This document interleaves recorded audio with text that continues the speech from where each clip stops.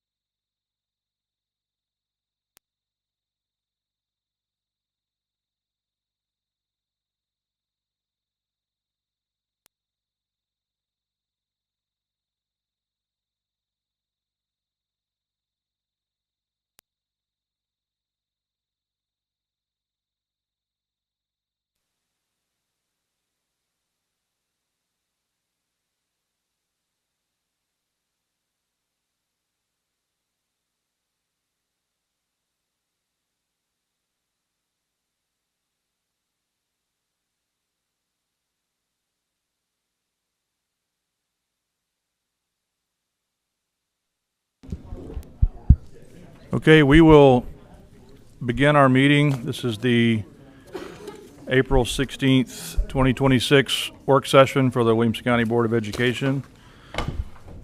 Welcome, everyone. So let's first start with the consent agenda. We have had a request to pull item 6.300 off the consent for second reading. Is that correct, Ms. Wyatt? Okay. So would you like to discuss now, while we're on consent agenda, anything particular about that? If now's the time? Yeah, we can do it now. I listened to the policy committee meeting. Microphone. Thank you. I listened to the policy committee meeting, still not on. Brian's telling me.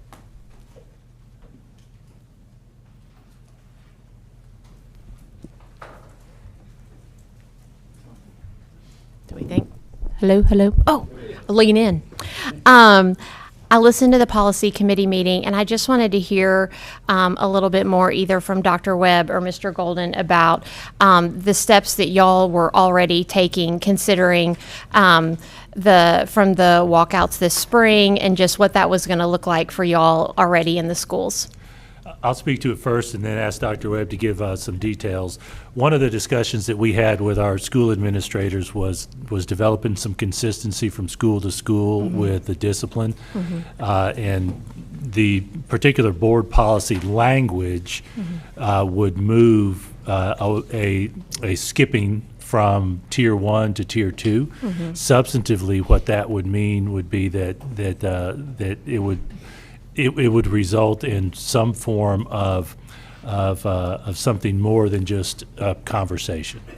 There would be a consequence rather than just a conversation. And so we talked to our school principals about that, and I'm going to have Dr. Webb speak to the detail about where they landed. Thanks for the question, Ms. Wyatt. So every every school year, at the end of the school year, we pull our discipline data and have a summer conversation by grade band. So all the high school principals and several assistant principals will meet together. Same with middle, same with elementary, and in those conversations, we look at several things. We look at the discipline data for the school year to have conversations about the trends that we're seeing in our buildings, and we also talk about anything that the data is kind of leading toward in regards to consistency. Obviously, the code of conduct has a lot of flexibility, and we take a little bit of a loose, tight approach. We have some things that we hold tight to with consistency across our schools with each grade band, and then for all the other items, and something new happens in a school every day. The schools really have the flexibility within the code of conduct to have a consistent response to the behaviors that take place. So based on activities this spring, we'd already pulled skipping class as one of those topics for conversation this summer. It was that most recent incident, so those instances that you referenced, that really brought to life the amount of variance that we have from school to school when it comes to how we respond when a student skips class. So we want to draw some consistency. We want to hold tighter to that across our grade bands versus the loose. So where we're already headed in those conversations are going to be in that level 2. We would have gotten there and done that regardless of this proposed change, but this proposed change certainly is in line with where we're headed this summer. Okay, so what y'all were already working on is about being not about the specific event, but just consistency across the district. Yes, ma'am. Okay, and then it's also that parents will still, we're not taking away any of their opportunities if their student is going to miss school for an organized activity, state wrestling meet, a college visit, that parents can still choose to do that and give their children permission to leave. Absolutely. Okay. That policy is actually our attendance policy, separate from the code of conduct, and there's no proposed change to that. Okay, thank you. Any other questions on this? So based on that, do you still want to have it be a separate vote Monday night at the board meeting, or are you okay with it Yes, remaining? please, a separate vote. Okay, we can Thank do you. that for sure. So Josh, if I may, just as long as we're talking about it, there was one addition after the policy committee meeting on that policy, and it was on page 4. We did add a section at the bottom because I think some language is either stricken, or we just decided to have this more clear instead of including it somewhere else. But it was just about the fact that discipline of students with disabilities, and the discipline, it says notwithstanding any information in or requirements of this policy, any discipline of a student with a disability shall be subject to the rules, regulation, and laws governing discipline of those students. It was just for clarification of something that we probably have taken for granted, or can you remember exactly why we added that? That's right. And some of our other policies regarding discipline have some additional detail related to students with disabilities. We actually have some of those cross-referenced, but what we talked about at the policy committee was there was no specific reference to students with disabilities. So for clarity purposes for families, we decided the wise thing to do is put that in there as a reminder.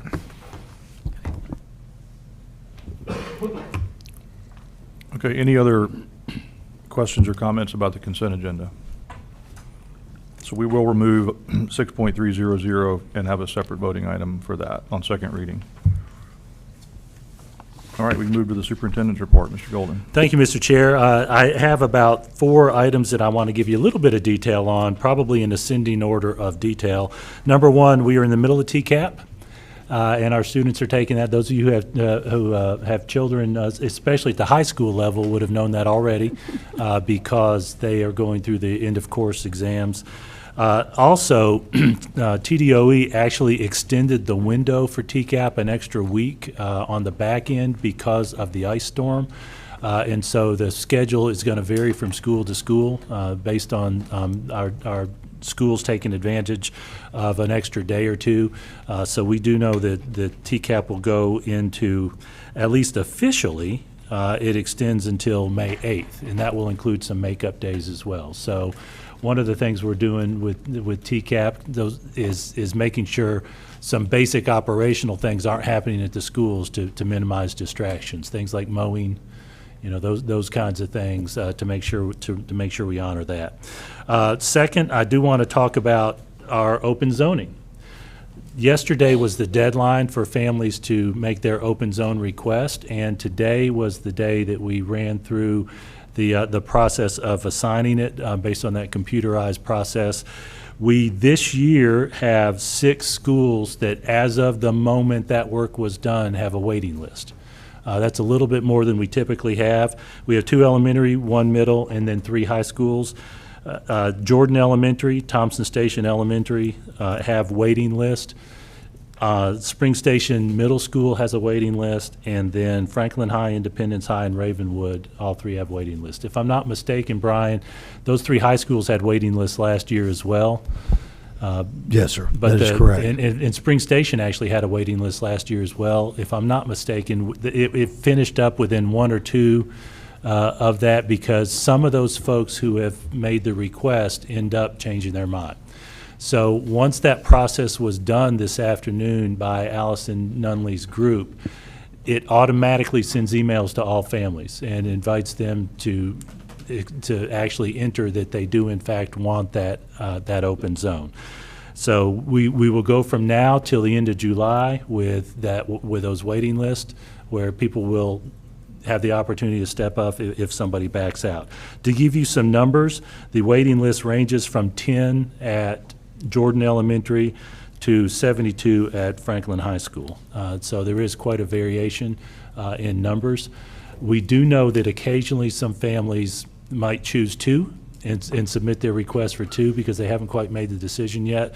Our staff will be going through that process and determining how many of those seats that are occupied right now might actually open back up for those folks on the waiting list.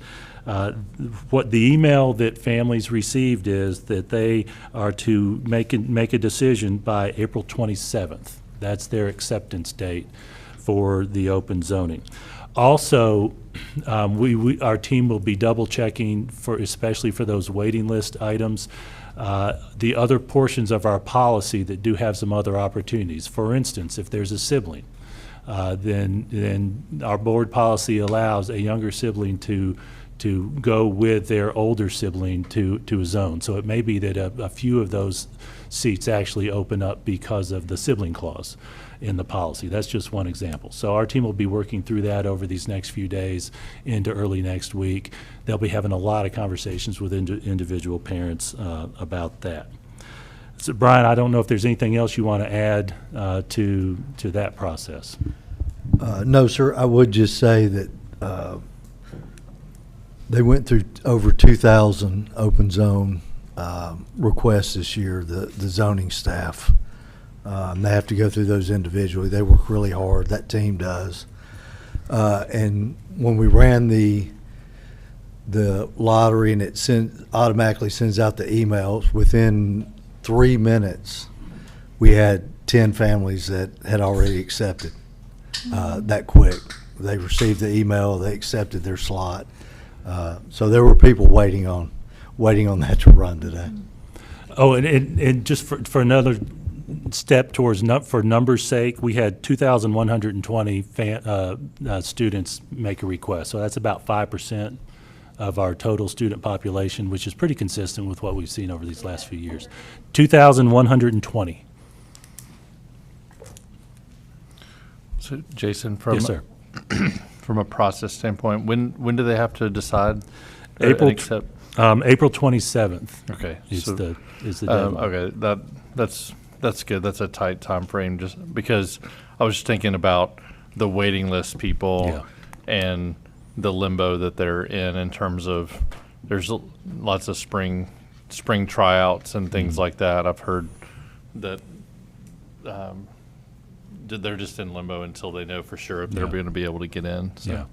Well, and since you mentioned spring tryouts, Dr. Webb, can you speak to the process our schools go through, whether it's with someone who's waiting for that open zone, or somebody who just moves in maybe over the summer with opportunities for extracurricular activities? Yes, so for any activity that hasn't already begun, if they transfer to that school, whether it's an open zone situation or if it's a new student that's just moved to the area, they just need to reach out to the principal or to the coordinating coach, sponsor, whichever it happens to be, and just let them know that they're new to the school, and they'll arrange an opportunity for them. And I guess while we're on activities, can you speak to how we look at these students and with the TSSAA transfer rules, and so when students are moving from school to school, like what are the limitation or restrictions regarding? I'm presuming that the students are not moving to a zone and they're just electing to go out of zone. How is that treated from a sports perspective? So with TSSAA, it's the one-time transfer rule. So I would want to pull all of those details to send you guys in writing because it's new, and I don't want to misspeak and anyone listening to take a misstep. But there's a variety of ways when a student wants to attend and to participate in athletics in a school that's not their zone school. One is a bona fide change of residency, which has been the standing practice with TSSAA for decades. The other is the new transfer rule in regards to them having a school change that's not due to a bona fide change of residency. And in both of those situations, there's the opportunity for them to participate in athletics without a special approval. And then there's the third way, is that if they don't meet those prior to criteria, then they could appeal to TSSAA for a special circumstance. And there's a written appeals process for that. So I'm happy to follow up with the board and give you all of those three options in detail. In case anybody asks you. But is this the first year that's been in place? This is the first year for the one-time transfer. So prior to that, they would have to sit out a year. That's right. Yes, sir. So any ideas, just anecdotally, Jason or Lee, on how many of these transfers are primarily for athletic purposes? At this moment, we really have no idea because we've just processed it. I have some anecdotal descriptions. We did have one parent even today say that they wanted to make sure that their child had the opportunity to try out for cheer, middle school cheer. So we will have some. Dr. Webb, I don't know if you have any idea. Yeah, so it's a great question. In our open zoning process, there's not, they don't have to indicate, and they don't indicate if it's for athletic reasons or not. I would also say if a family is concerned, like the family that reached out today, if you're concerned that you're up against a deadline, reach out to the school, reach out to us, and let us help give you some individual guidance on that as well. And to that point, for anyone who's listening, because it's TSSAA's rules, I want to reemphasize with a little bit different words from what Dr. Webb said, get individual help because the rules are so detailed that it's unwise for us to give a blanket answer because there may be something peculiar to a particular person's situation that they really need to have that conversation with somebody at the school and submit that to TSSAA. In other words, if your number one thing is making sure you have that opportunity to participate, don't make a commitment to change until you have that conversation. All right. Yes, sir. Yeah, one thing. Could you repeat for me the schools that are on the waiting list for Sure. zoning? Jordan Elementary and Thompson Station Elementary, Spring Station Middle, and then Franklin, Independence, and Ravenwood High Schools. Independence. Okay, Ravenwood. Thank you. All right. I've spoken a little bit to TCAP and to open zoning. I did want to also mention I sent you all some information earlier today about the library policy that we first implemented this year based on changes in the law, along with some detail about how it's going this year. Ms. Hibma, I know that we've had some conversations about that, especially, and I know you might have a couple of questions.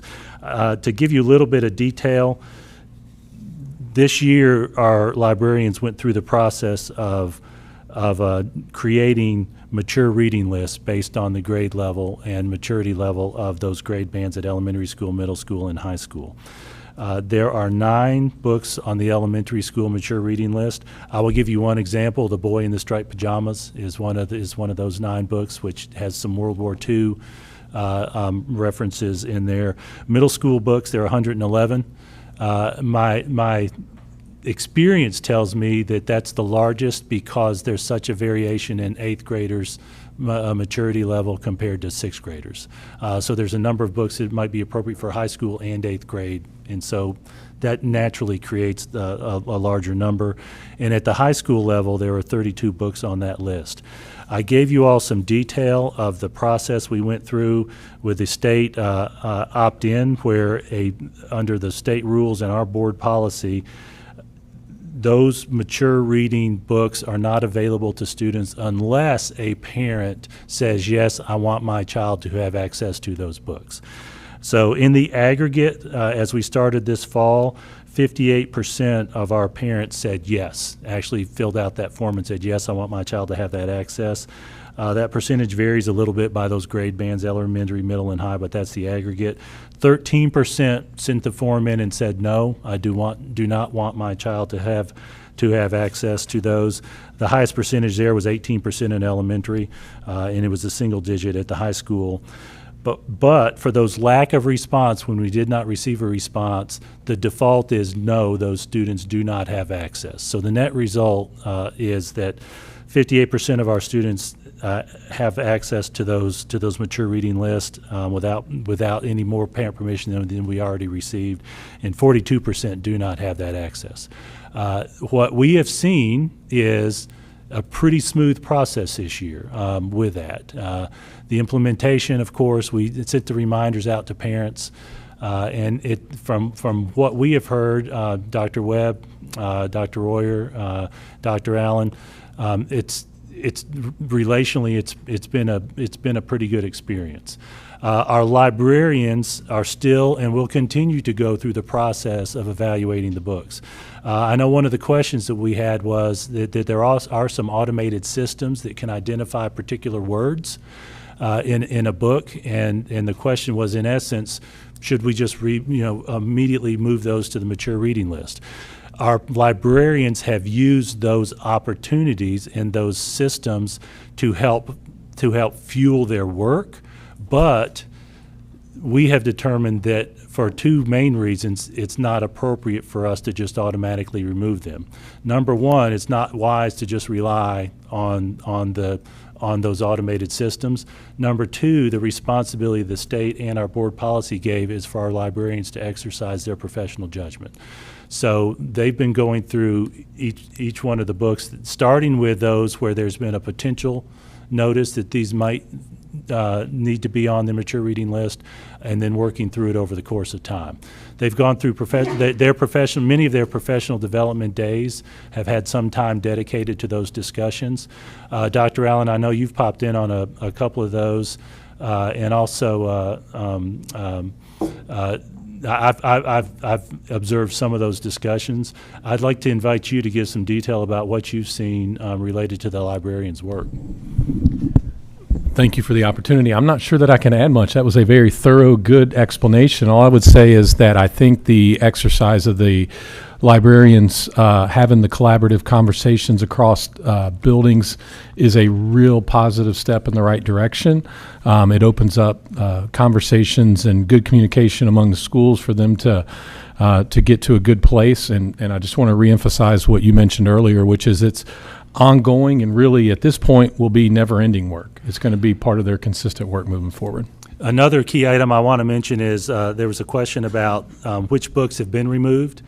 Stephen Womack, who coordinates our librarians' work, has let us know that the librarians have school-by-school list of what has been removed.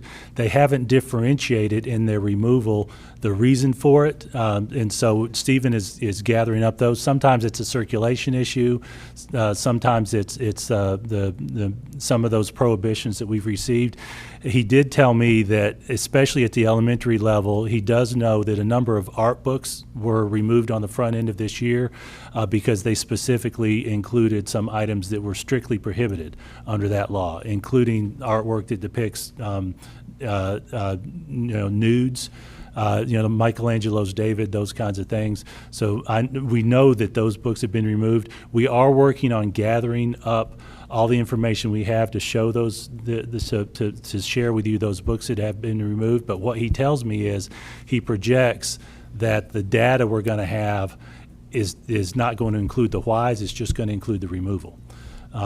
We can probably infer some of the whys for some of those books, but he says that those individual librarians actually have many years back of those that were removed from circulation because those were entered into their system. Another example he gave me is that particular titles might have different ISBNs because they might be different versions of the book. And so that's another thing that they're working on to make sure that once the librarians identify something that needs to be removed, they address every possible. It could be in a different language, et cetera. So that's a little bit extra detail for you. Dr. Allen, I thought you were about to add something. Certainly open to any questions that you all may have, because I know we spent a lot of time this fall discussing that. Yeah, I think it's very appropriate that the librarians also have that input, not just automatically just, use the system to make those decisions for various reasons. But when I was looking through the report that we give to the parents, I felt that it was very, it just seemed like there was a lot of manual processes when the system itself has a lot of automated processes. And I'm just, my curiosity is why aren't some of those processes used to help the librarians? Why aren't the librarians using some of these automated processes to help get the information to the parents or just to help with their own work? And so those were some of the things that I addressed in that email. And so that's where and maybe just a better explanation to the parents where I highlighted some of those things, that maybe we can update that parent form so that it kind of highlights that kind of stuff. Thank you for that. I've sent that detail to Mr. Womack. We're going to make sure we have a discussion with our librarians about that, and some of those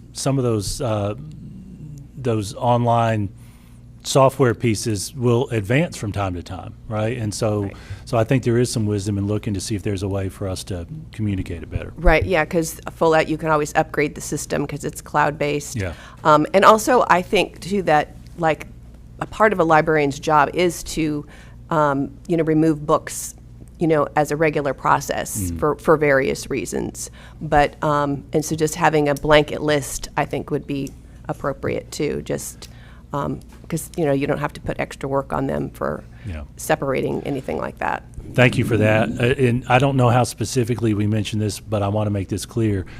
The librarians are working as teams to make sure that a decision is universal, to make sure that that it's not just removed in one school library, but it covers the entire grade band. It's not just on the mature reading list at one school library, but covers the entire grade band. Jason, Yes, sir. when we get a report, the age-appropriate materials is going to go on forever. Oh, yeah. So this will be something librarians are going to do for the rest of their career. Could we get a statement, how many librarians do we have? What's the total book count we have in our system? And what is the percentage of time that they'll be spending on just the age-appropriate reviews as opposed to all the other things they have to do? We can do that. Okay. And we do know that the front end, of course, is going to be, was more time-consuming. I will tell you, every school has a librarian, and any school over 1,500 has 2 under the state regs. So I'm going to estimate we have somewhere around 56 or so librarians, but we can get you that exact number. And Mr. Chair, I do intend to speak about the cell phone pilot, to give you all an update on that. But because that was some of the work of the Screen Time Committee, I think probably the appropriate thing is right now to turn it over to Andy Davis and share with you what we've been sharing pretty much every month this year about the progress of the Screen Time Committee. And then Dr. Allen or I may add some additional information. I got to give you this one little what do they call it? Teaser, I guess. We are about 10 months ahead of what I think is going to become a new state law, where the work we've been doing is actually now being requested or required by the legislature related to a board policy. There's a new bill that has passed both houses. As I understand it, at the moment, it's waiting for the governor's signature. We're pretty confident the governor will sign it, and I'll speak to that in a little bit of detail after Andy presents the most recent work of the Screen Time Committee. Can I interrupt just Yes, real ma'am. quick? For the library, can you also send us just like circulation data by school, like how much are kids checking out library books Yes. and using library books? I'd be interested in that. Thank you for that. And that's a great prompt. We had this discussion last year. At the high school level, the checkouts are pretty minimal, right? So we'll get some data from this year.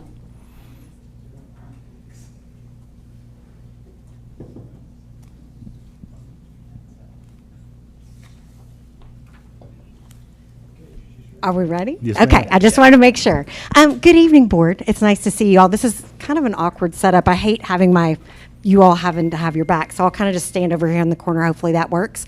Tonight we're actually going to do a more detailed catch up on the work of what the Screen Time Committee has done for you. Before I get started, though, I do want to recognize the parents, our two board members, the teachers, the coaches, the administrators that tirelessly have shown up month after month after month to do this very detailed work. And they have worked really hard to debate and discuss and really participate to try to make sure that the way that we're using technology in Williamson County schools is enhancing student learning.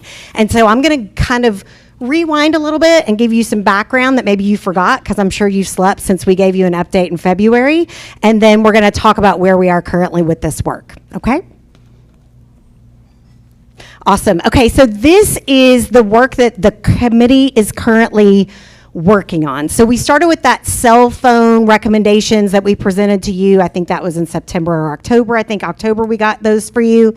And then this is the next big bucket of work that we have been kind of missioned to do for the district.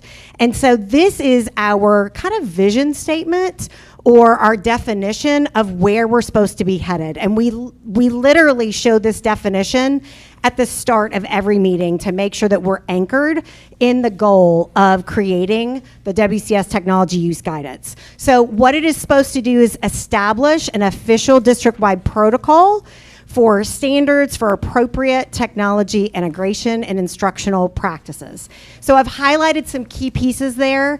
It should explain the when, the how, and the frequency.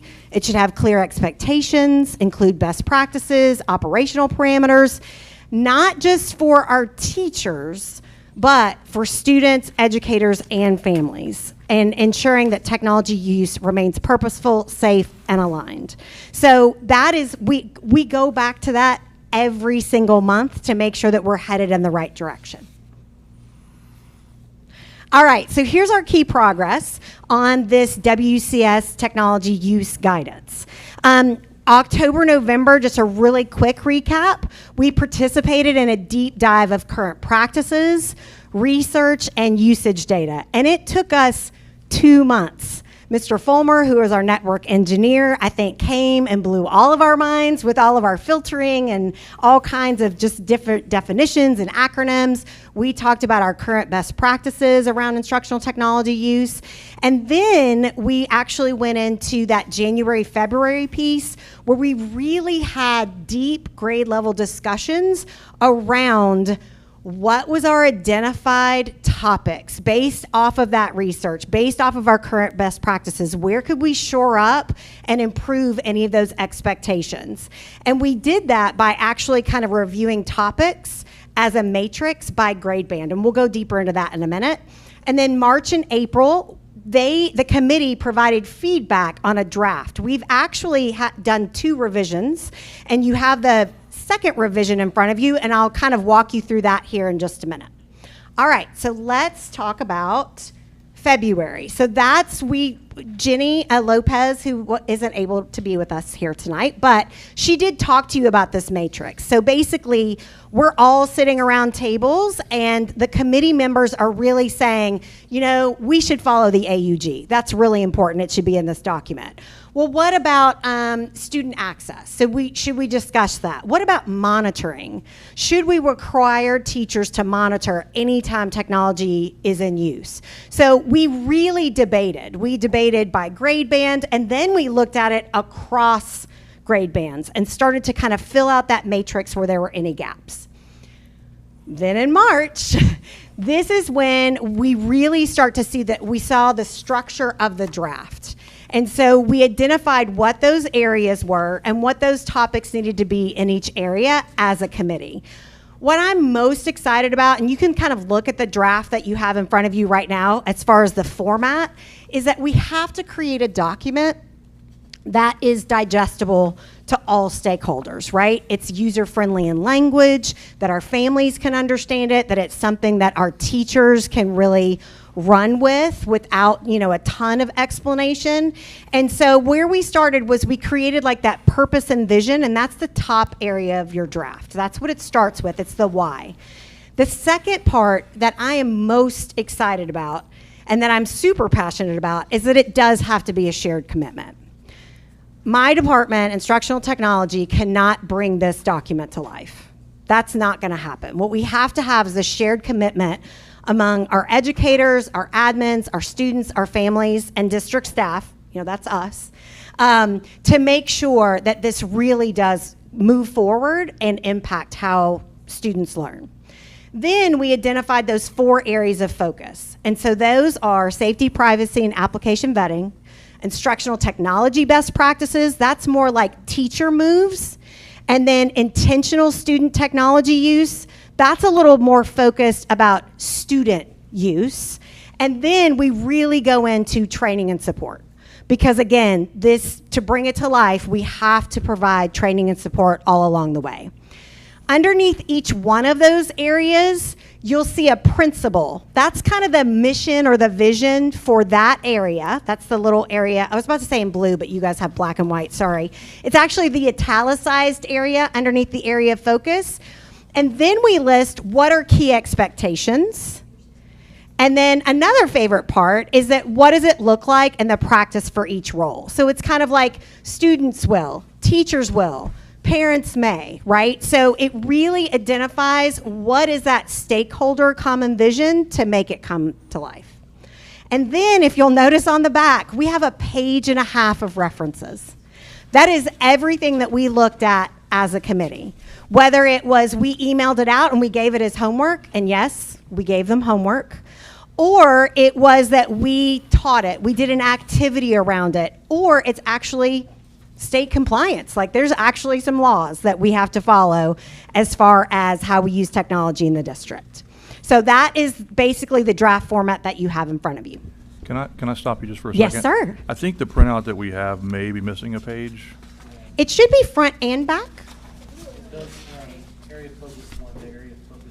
So if we can get this electronically, Yes, then that would be sir. great. I after will the pass meeting's that over. on to you. Okay. I am so sorry That's about okay. that. I'm No not sure how problem. that happened. Thank you. Yeah, it should go 1, 2, and then 3. Okay, so our draft feedback. This is what we did in March.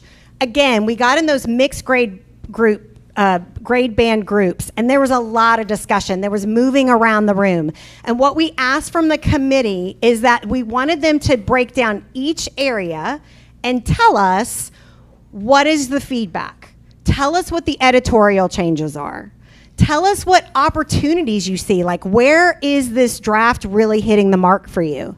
And then tell us or actually opportunities of where can we improve it? And then the successes, where are we celebrating the work that we've done in this draft? And then they literally moved from paper to paper. We were in this room and they starred areas of agreement. And there was lots of discussion. And this time they weren't in their K2 groups, their 9-12 groups. They were mixed because the plan is that this is a K-12 document. And then they got to share out what they felt was really important during that first draft of the revision. So then just 2 days ago, we gave them the second revision that you have in front of you. And again, I apologize that you're missing a page. And what we did was something that we haven't done yet. We've always worked in groups. We've had a lot of like discussion, collaboration, brainstorming. But this time what we wanted to do was a digital form. And the reason that we did that is because it really does align with our current practices for textbook voting. Like we heard the board say, we want to have data and we want to know reasons why, and it really expressed each individual's thoughts about how they feel about the document. So this does align with the board's request for data and the reasoning for those selections. So this is what it looked like, but it was actually on each piece of the document, right? So the first one was about vision statement and shared commitment. So we told them, here's the summary of changes that we made from the last time you saw the first revision. This is the changes. Next, we asked them to rate how did we do? Do you agree it's clear, aligned, and you're ready to move forward as written?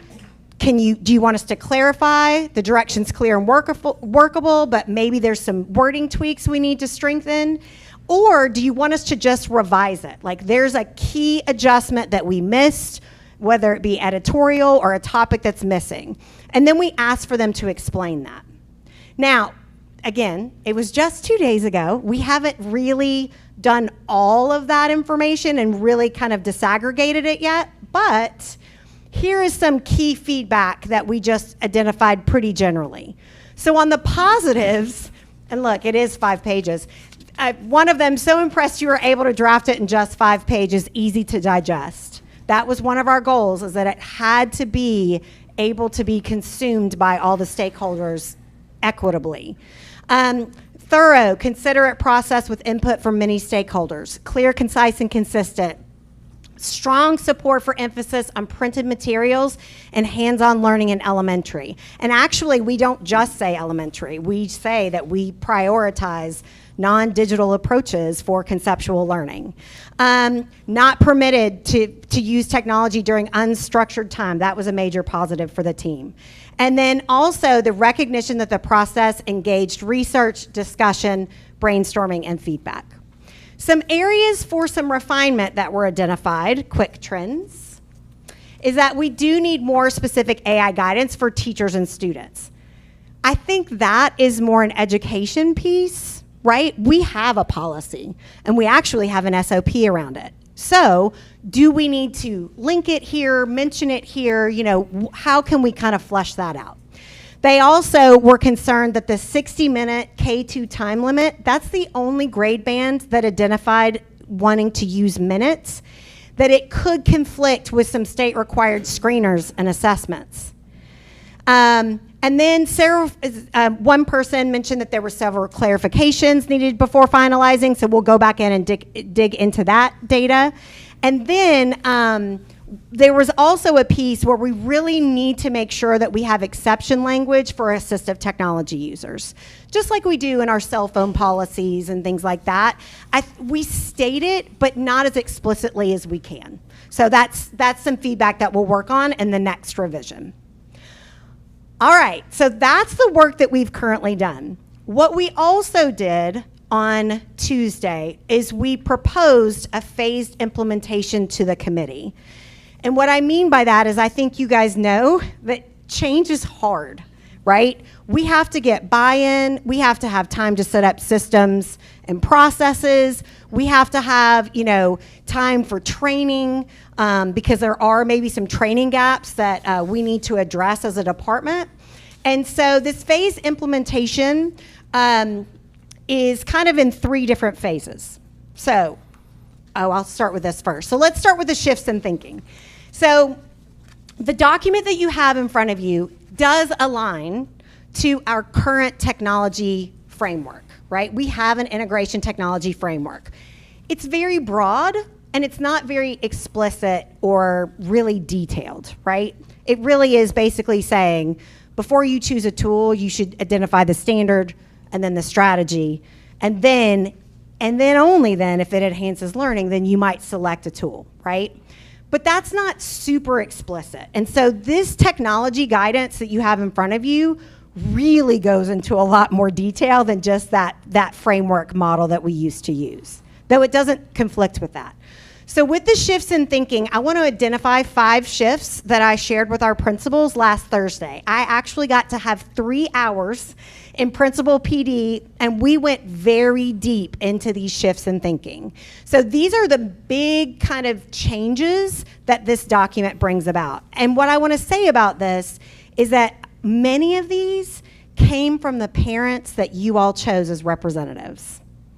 I think that I know that I've learned just as much from the parents in that group and thinking of what parents' needs and wishes are and from their lens than I think that they've learned from me about our current practices. So let's look at the first one. So the first one is application vetting. Now we have always, I would say we are one of the strictest districts in the country, I would even say, around application vetting in our practices. And I felt very confident in what we were doing, and I still do. But what we've added to that beyond vetting for safety and privacy is that we are now vetting for instructional value. And what that means is we're going to start looking at efficacy. Where are student learning applications standards aligned, right? So our vetting practices are going to become even stricter with that piece. And let me just say, it's not Andy Davis vetting that instructional value. It really is on our TLA team. It's our curriculum specialists. It's those conversations, and it's based on the efficacy research that's available. All right, so that's a big shift that's going to happen for our teachers. The next shift is that school-issued devices are going to be actively monitored by educators and district monitoring software. Right now, we do that, but it's not a requirement. We don't require teachers to run digital monitoring software. And honestly, it's really even better that they use some traditional classroom practices too, right? It's that proximity.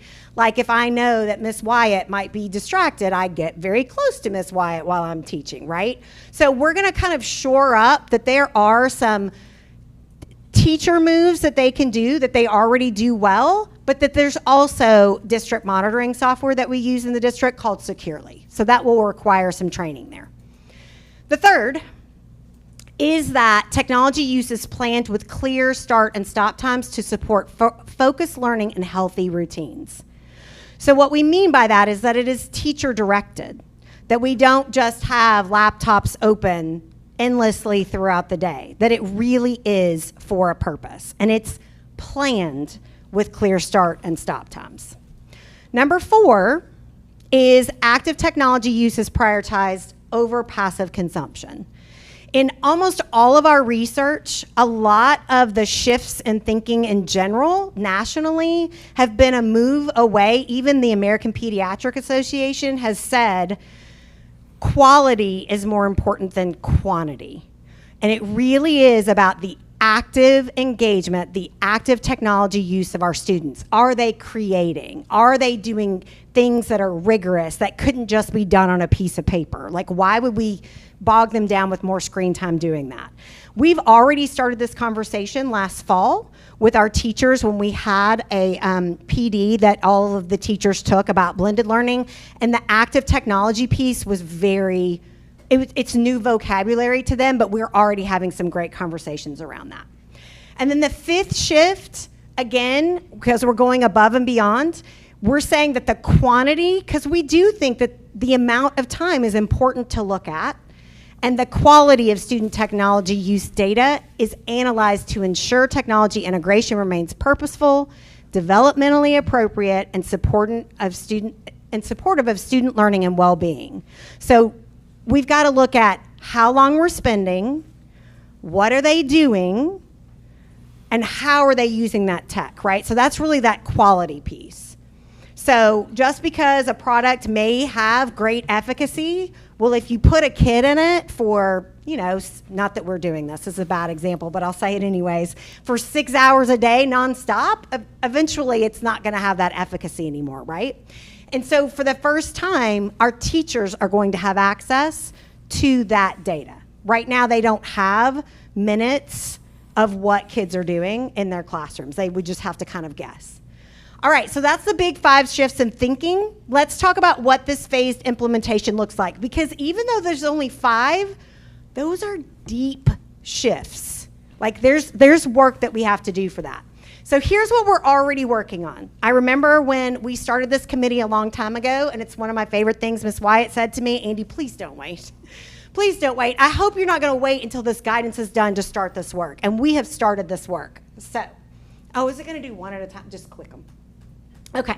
So, principal training and communication and our curriculum specialist training and communication. We have already spent a lot of time with our leadership in really talking about these shifts and how we can best support that.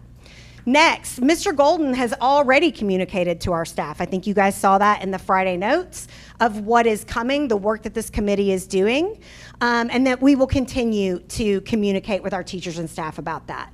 We've already changed our vetting practices. We have 2 applications that we are re-vetting currently, and they were actually brought to us by parents of like, that we think that these are not appropriate. And so we are re-vetting those using these new standards where we are looking at efficacy, some gamification pieces, and also advertisements. Next, we are working on, and we will have it ready by fall of 26, access for parents to see their student analytics, and then access for teachers to see their student analytics. So that will be ready to go for 26. Learn Platform is our digital repository of application vetting statuses. So if I'm a teacher and I want to use a tool to improve, maybe I want to assess and I'm going to use Schoology assessments. I can go in and look and learn, and I can type in Schoology and it will give me that approval status. Well, y'all, I have been in this department for 12 years. We have a lot of applications in there. So right now we're really looking at like, what can we just clear out because it's just so old? And then what can we really decide we're gonna start to re-vet again to really impact student instruction? And then also we have a ClassLink store. Now don't get scared, it's not like the Google store, the Google Play store. What it is it is a list of WCS approved apps that students can go and get off of that dashboard and pull into their own ClassLink. We've gotten feedback from principals and they're like, nah, they don't need it. They don't need it. So likely that's going to go away by grade band as well. But again, we've got to look at the data. We need to get feedback before we just unplug that area. And then here we are sharing the draft with the school board. This is our second revision draft that you have. And then we do have to continue to finalize it. We did get the feedback Tuesday night. We've got some more work to do. So we will give them another revision in May. All right. 2 more phases, and then you guys can certainly ask questions. All right, so back to school 2026. There is a digital literacy law. It's called the Teen Social Media and Internet Safety Law, or Safety Act. And it's been around for a couple of years, but starting in 26-27, 612 students are supposed to participate, and there's like standards and objectives that have to be done. So we're working with counselors to create those resources. Our new vetting protocols, that will be ongoing. And y'all, we change our vetting practices yearly. We just added web content accessibility guidelines at the beginning of this year. Like, we always change our practices and make sure that our vetting is the best that it can be. Again, we're reviewing that ClassLink store, the Analytics Plus. It's going to be available for educators and families. We have an internal site that our teachers use. We have a lot of work to kind of clean up and make sure that that site is what they need and that it's in line with our new guidance. Part of the committee work is that family resource hub. So that is information for our families. Like, some of it might just be some basic stuff that they need to know. Like, here's where the AUG is. Here's how you log into Skyward. But also, we're getting this information from our committee as we speak, resources about maybe limiting screen time at home, or best practices for where you should store a Chromebook. Like, at your house. Like, it shouldn't necessarily go in the bedroom with the child overnight, right? Like, so we're going to start working on curating that information, and we're partnering, obviously, with Corey Mason and his communications department, because, again, that is their area of expertise. So we're going to lean really hard into our communications department. And then we are working on district-wide PD, which will be in August, and that will be the launch of this guidance. Okay, 26, 27, and I think this is, we're getting close. So this is the phased approach.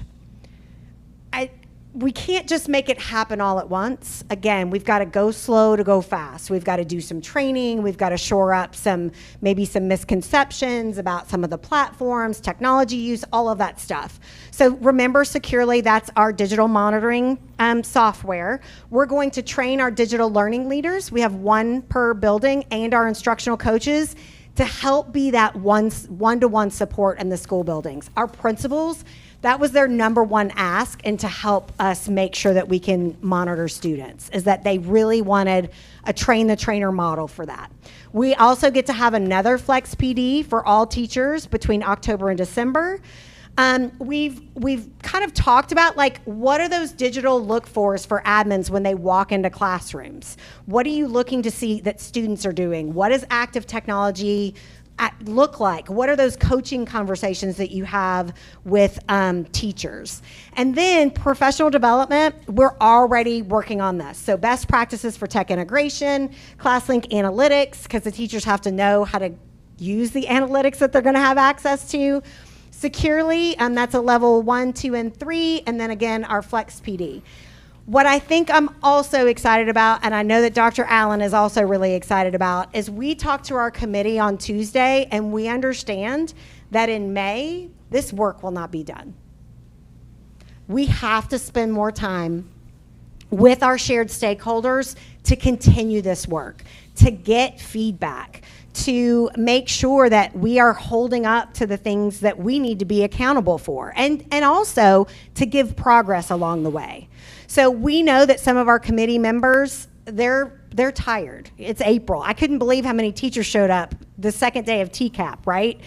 They were tired. Bless them for showing up. So what we want to do is continue this, and we're going to give our committee members the option, right? Because some need to move on to other things, but we will make sure that if we lose a parent, we get back a parent. If we lose a secondary admin, we'll get another secondary admin on the team. And our plan is for that committee to meet semi-annually so that we can constantly just kind of give everybody touch points of how we're doing.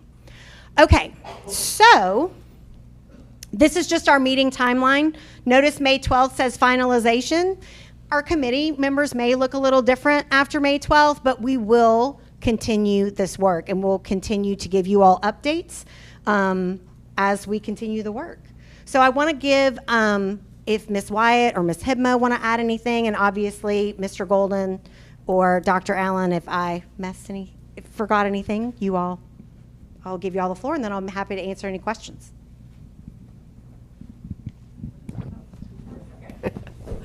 So I think you've answered my question, was that the teachers who are also the digital learning leaders and coaches, they will be like getting trained as well as training the teachers at the school to make sure that, because the big question came up was that the students' devices were all secure during the class time for every class, right? So that they couldn't play games and different things like that. So what I want to clarify is that we do have very strong content filtering that is always in place. However, sometimes kids can be distracted by opening other tabs, going places, even though they may not be inappropriate, but not being where they need to be, right? So Securely will help us fix that problem. Right. And so what we have always done, we've had digital learning leaders. We have one per building, and we've had those now for about 3 years, and we work very closely with those teachers. They get it's an additional like academic supplement stipend, and that is who we train. And we meet with them quarterly, and we provide them additional training, and so they know teachers know in the building, if I'm stuck or if I have a pedagogy question about technology integration, I'm going to go to my DLL. Right. This might be helpful too. One thing we talked about on Tuesday is that teachers have different comfort levels right now with Securely, so that's why they're offering the training. Correct me if I'm wrong. It says Securely 1, 2, and 3 because some are already using it a lot, but that way they're meeting them where they are. Like if they aren't using it that much right now, then the training will help them in really understanding that they are using it differently right now, but to try to get everybody on the same page. Absolutely. And we've never required monitoring before in that way. It's just been, hey, this is really something that can help you.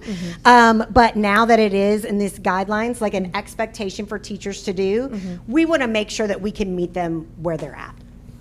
I just want to make sure that they can, you know, that they're all, everybody in the building knows how to secure down the student computers when they're coming into the classroom. Yes, and we did share that with our principals as well. Our principals actually have access to a Securely dashboard that really shows them the data of who's using it, the pieces that they're using, how they're using it. It's really great. And we actually just turned that on for them before our PD training because we really wanted them to have the data to help drive their instructional decisions as well around the implementation of that key expectation. Right, that way it can target who needs a little bit of extra instruction to move from maybe level 1 to level 2. Yes, Is ma'am. that okay, perfect, thank you. I was just going to ask about I know you talked several times about training. Do you know how many total hours of training there are related to this planned? So we haven't counted it yet. Okay. And so I just want us to remember that contracted, we only have 12 hours. Generally, that 6 hours for teachers is in their PLT time or working with PLCs. And then this year, we're really highlighting the Reaching All Learners with Kate Martin.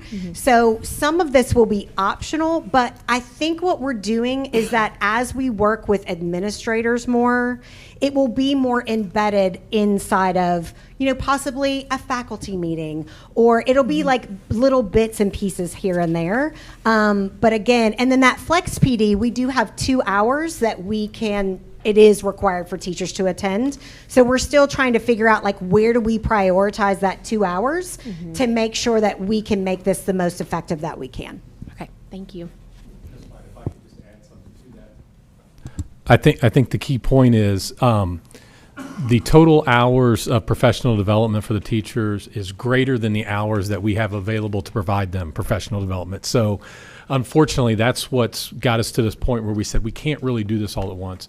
That's led to the phased implementation, the targeting the really key pieces, Ms. Hidna pointing out, the Securely training, we think that that's right at the top of the list, and then phasing it in, but then also continuing that committee work so we can come back and report out on our progress, and then maybe that committee can help give us feedback on we really need this next set of training to be around these particular pieces. So that could be another piece that the committee can help us with too. I think that sounds great. I feel like it goes back to like what you were saying, the previous slide about just the shift in thinking. It's a cultural thing, so it's going to be embedded in so many parts. Like even in Mr. Golden's email on Friday, I think it's just going to be embedded in a lot of the communication. So thank you. And I just want to add, we've gotten off to a really good start. Mr. Golden and Ms. Davis alluded to this. Mr. Golden and I talked to all principals K through 12. And their response, and I'll look to Julie and Lee to affirm this or not affirm this, their response was really positive. Like they were really excited about the shifts. They see the significance, but they also see that we have gotten to a point where we really need to reel it back into the most significant pieces of technology that we really can prove through the research that enhance the learning. And so our principals right from the very beginning are excited about the shifts that we can make while keeping our eye on the targets. Our outcomes for students are still really, really high.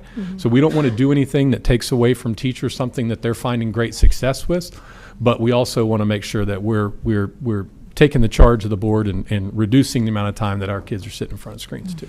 It started with a lot of head nods from administrators as we were walking through this, and of course, Andy mentioned 3 hours worth. We're not going to give you all 3 hours worth today, but it started out with those head nods, and then we started getting into some specifics. I'm going to give one example. If we're talking about efficacy with an app, many apps don't have research backing up the app, which means many of our apps that have been used may be going away, right? So that's part of the change that we're talking about. All right, I want to, sorry, a couple more questions. Sorry, I did have a few questions. Thank you for this. It's excellent. So securely, you mentioned level 1, 2, and 3. I just wanted just a brief explanation of what that means. Sure. So it's basically what we're doing is personalizing the instruction. So again, we have some, I would say, because again, the technology use is higher in middle school and high school, we have teachers in middle school and high school that know securely, and they know how to limit tabs, and they know how to really monitor their students and look at the reports afterwards if there happens to be some type of an issue, right?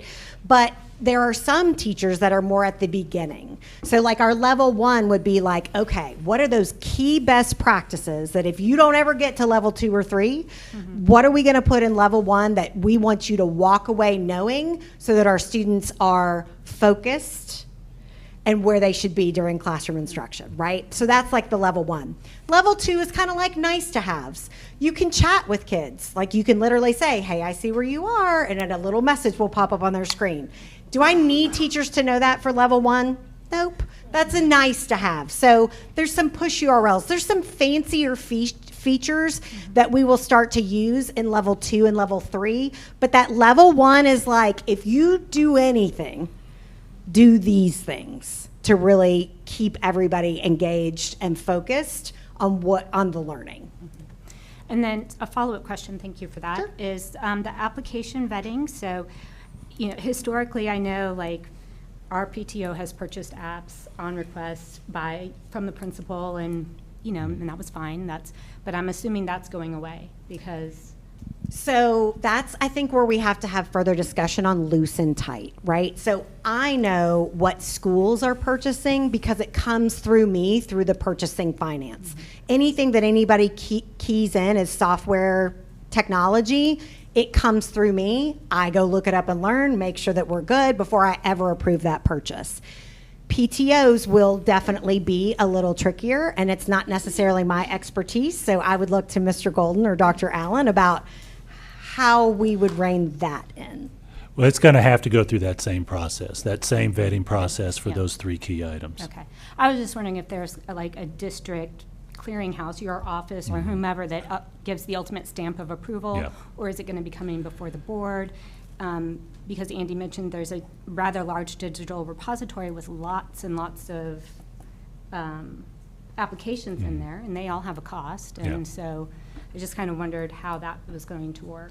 So not all of the applications have a cost. Our vetting practices are that anything that requires a username and a password or a login has to be vetted through our department. And we don't vet in isolation. We vet with the other IT, we vet with departments, SSS. So because we do vet like the quality of those applications as well. So we lean into those other departments for that piece.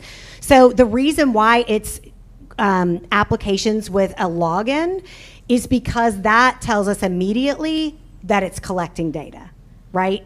And so if it's free, let's say, for example, you go to National Geographic, you pull up that website, you play a video off of that, and you didn't log into it, it didn't collect any data, any student data on you. Now, there is a policy that we already have in place where teachers vet instructional materials before giving them to students. That's where I feel like those pieces fall in, right? Like I would definitely want to preview that National Geographic video prior to showing it to my students, right? That's an important piece to do, but that doesn't have to be vetted by our department because it's not going to collect the data.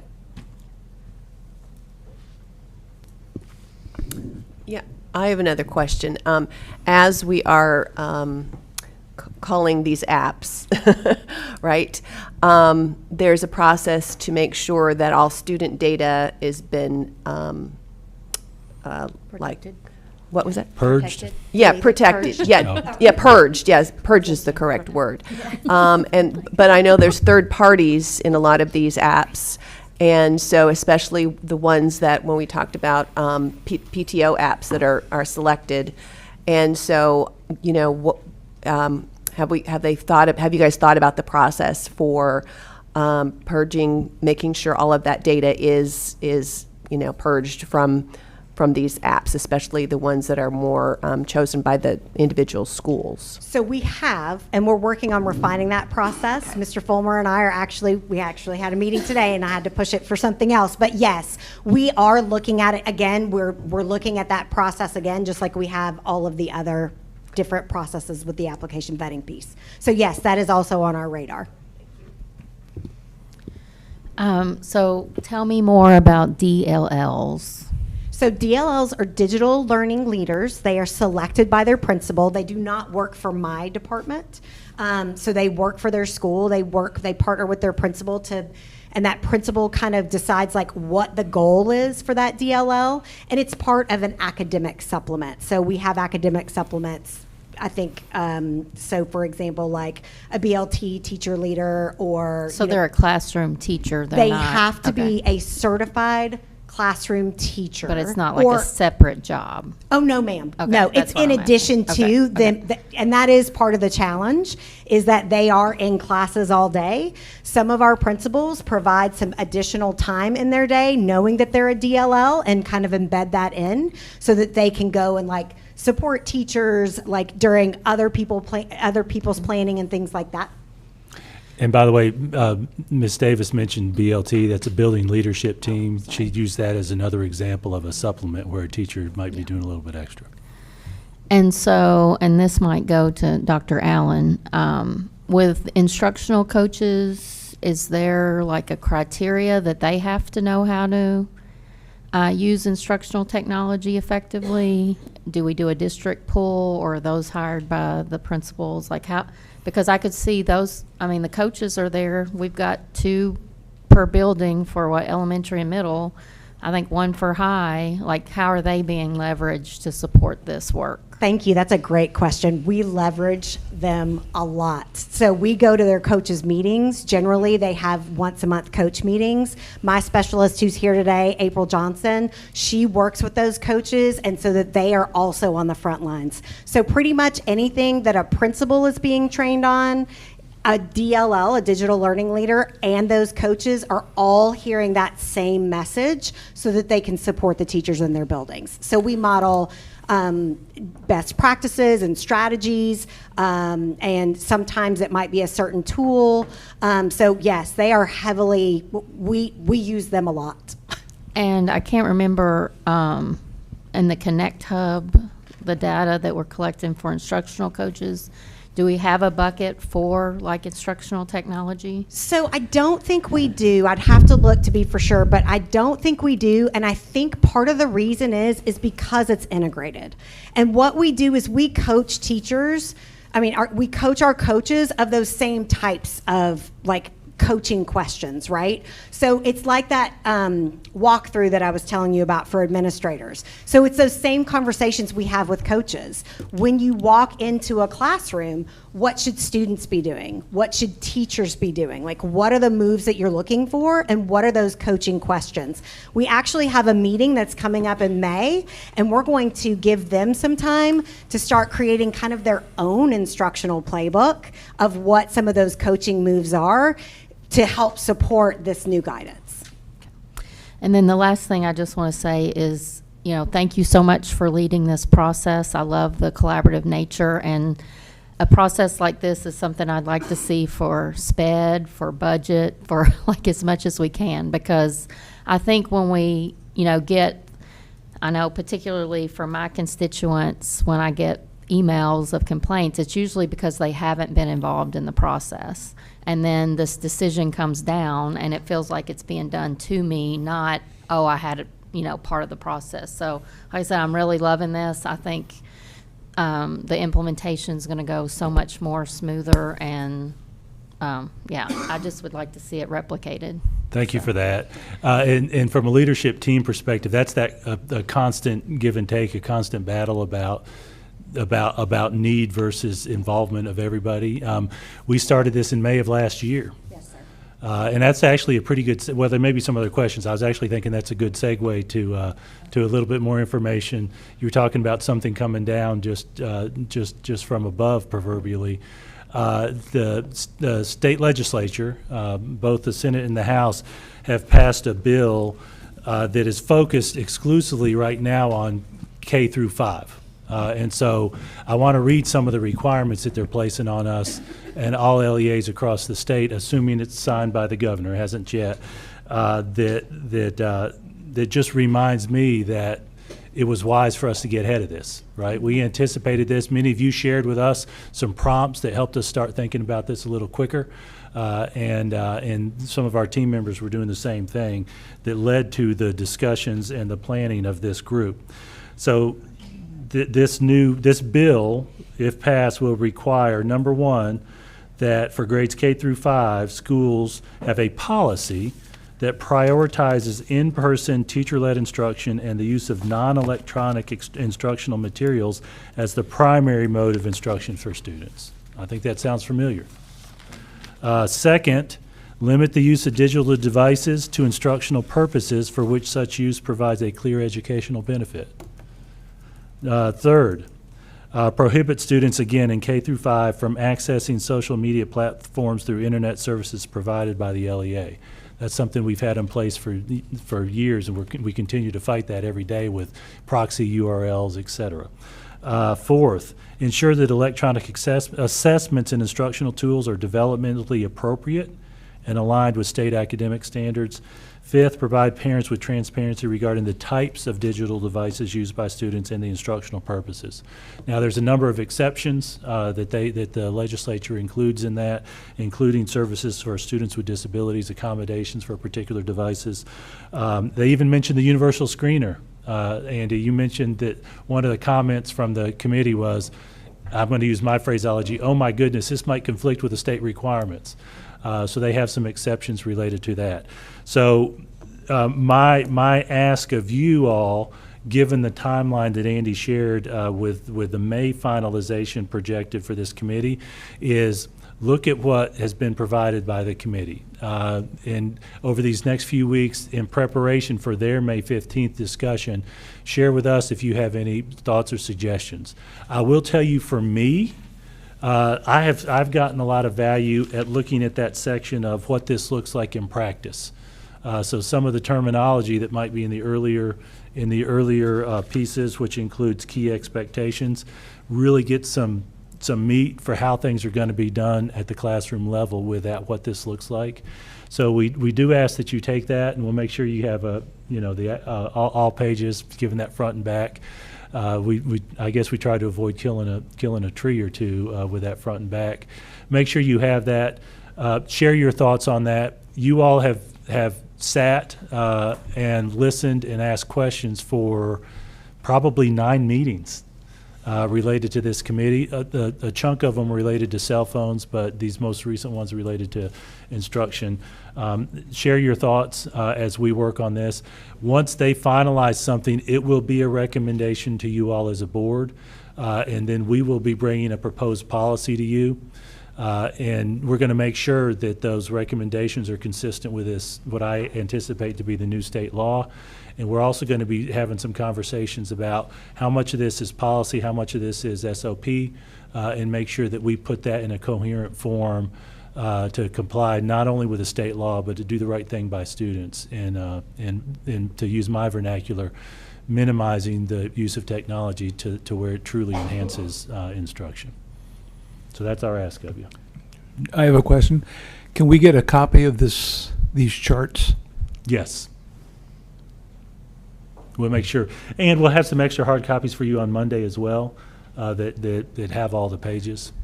And which department will be writing the policy? We will, as an administrative team, present you all with a draft policy to discuss at the policy committee meetings. Okay. I anticipate TSBA will at some point have a template policy, and so we'll do a double check with them.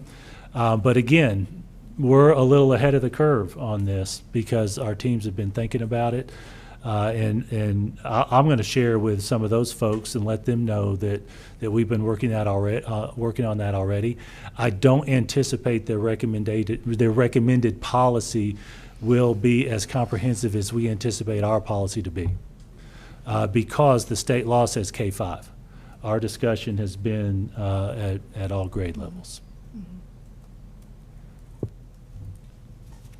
Okay, thank you. Andy, thank you for that presentation and for all the great work. Anything else from your report, Mr. Yes, Golden? thank you, Mr. Chair. I do want to give you all an update on the pilot that we've been doing, the experiment we've been doing with cell phones at the high school level. You may recall that we spoke a couple of months ago in response to the policy that was passed, the changes to our cell phone use policy, where we were going to do a study over the course of the second half of the third quarter and the first half of the fourth quarter with students in Faraday pouches and some other uses, monitoring both, well, I want to say objective and subjective, but it's quantitative and qualitative information. That window for the experiment has just closed, or is closing at the end of the week, if I'm not mistaken. This closes tomorrow. Thank you, Dr. Webb.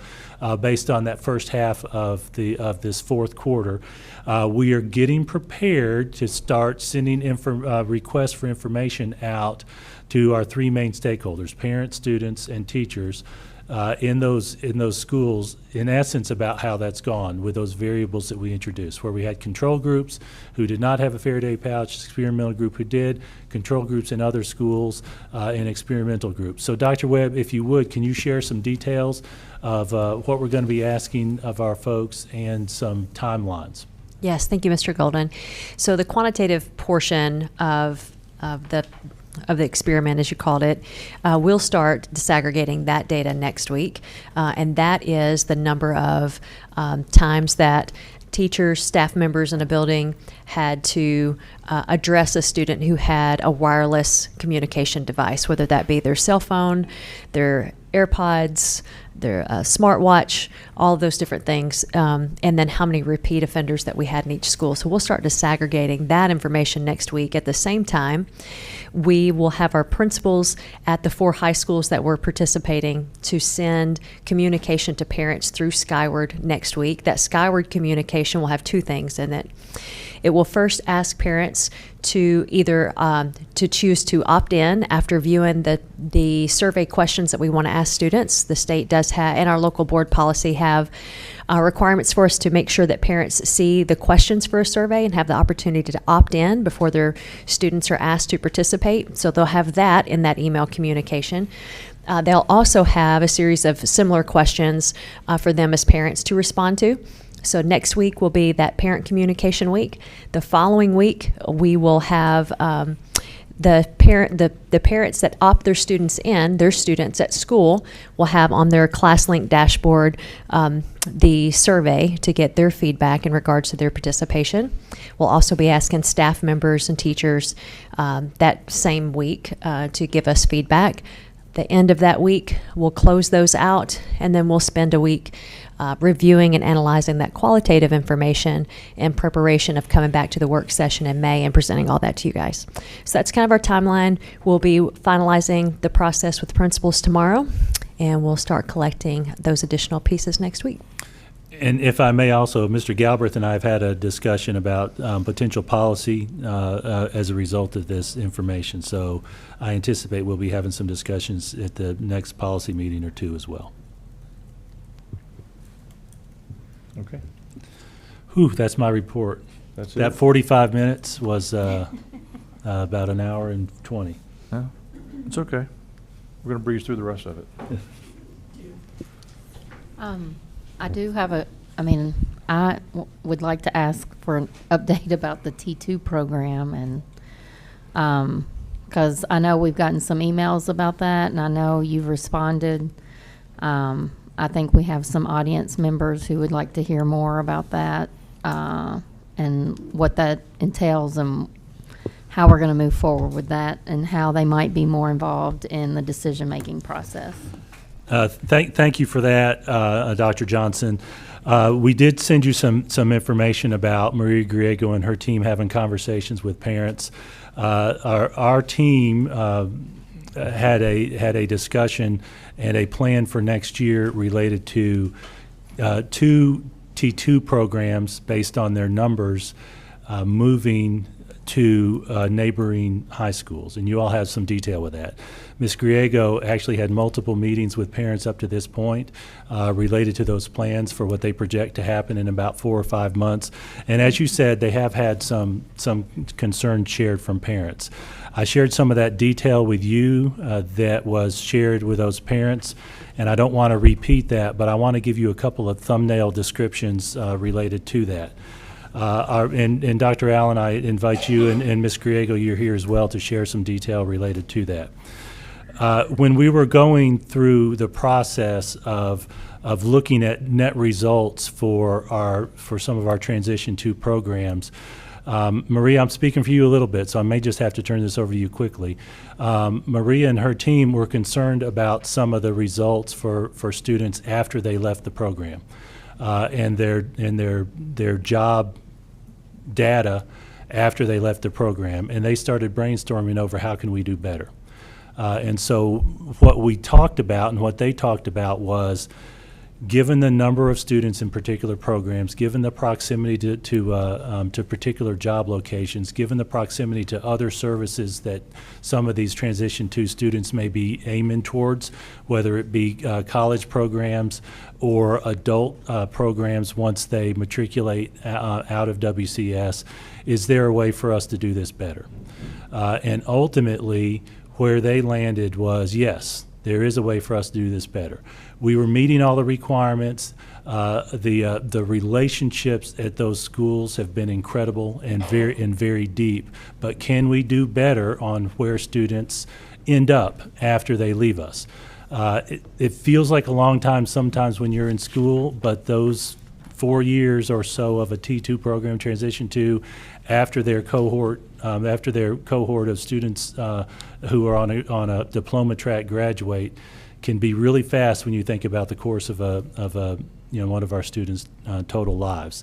So the plan, and Ms. Griego initiated that conversation with those parents of those students. If I'm not mistaken, there's maybe 17 or 18 students at Nolensville and 8 or so students at Page, somewhere in that range. A little less, but yes. And so she initiated those conversations, and that's why you heard of it.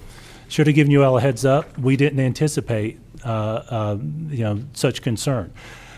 I will tell you one takeaway I have. It's not the only takeaway from that is, and I've seen it in schools, the emotional connection at an individual school can be really powerful. Our Transition 2 students become such a part of a school, and they go from 4 years often to 8 years at one school. I have had conversations with parents in the past whose children have reached the age of 22 and have to roll out, and they've been painful conversations because I've had parents ask me, can they not stay? And we've had to say, I'm so sorry, we can't once they turn 22. But the window of that 18 to 22, we do need to be cognizant of that emotional connection. So Maria, if you would. Yeah, thank you, Mr. Golden. I think one of the primary pieces of information that we started looking at, just like Mr. Golden said, was what's called Indicator 14 data. And that is something that each district and each state has to monitor as it relates to IDEA, which is that federal law that governs how we educate students with disabilities. And that Indicator 14 data looks at where are students 1 year post-graduation, students with disabilities. And then districts are charged with ensuring that we are supporting students in reaching their post-secondary goals, whether that is, as Mr. Golden said, a career, college, post-secondary training, adult program integration, whatever that may be, and it really varies based on the individual student and their post-secondary goals with their family. And one of the things that we examined with our Indicator 14 data is that while a lot of our students who earn a general education diploma, they do go on. Our data is pretty good. They go on to college, careers, things like that. But our students who are earning a special ed diploma, an occupational diploma, an alternate academic diploma, that data is not quite as robust as we would like it to be. Does it meet the state's threshold? Yes. Do I think we can do better? Yes. we want our students to be actively engaged, and really it's part of what IDEA requires that we do, is prepare them for that next step, connect them to resources. Also do it for a program for our students who need more supportive behavioral support. So it isn't a foreign concept. It is something that we have not done here in Transition 2 in a long time, but it is something that is done across the state, across the country. Really our goal is to provide more equity across programs for all students, to provide more community opportunities for students, whether that be in work or community integration, for longer periods of time so that skill generalization is possible. Right now, with 6 buses being stretched across 9 schools from Nolensville to Fairview, our average length of time on a job site for students is an hour and a half twice a week. And I don't know about you, but not many jobs that's going to hire someone for an hour and a half, right? If that's the stamina that they've built up. So we want to be able to increase that for those students.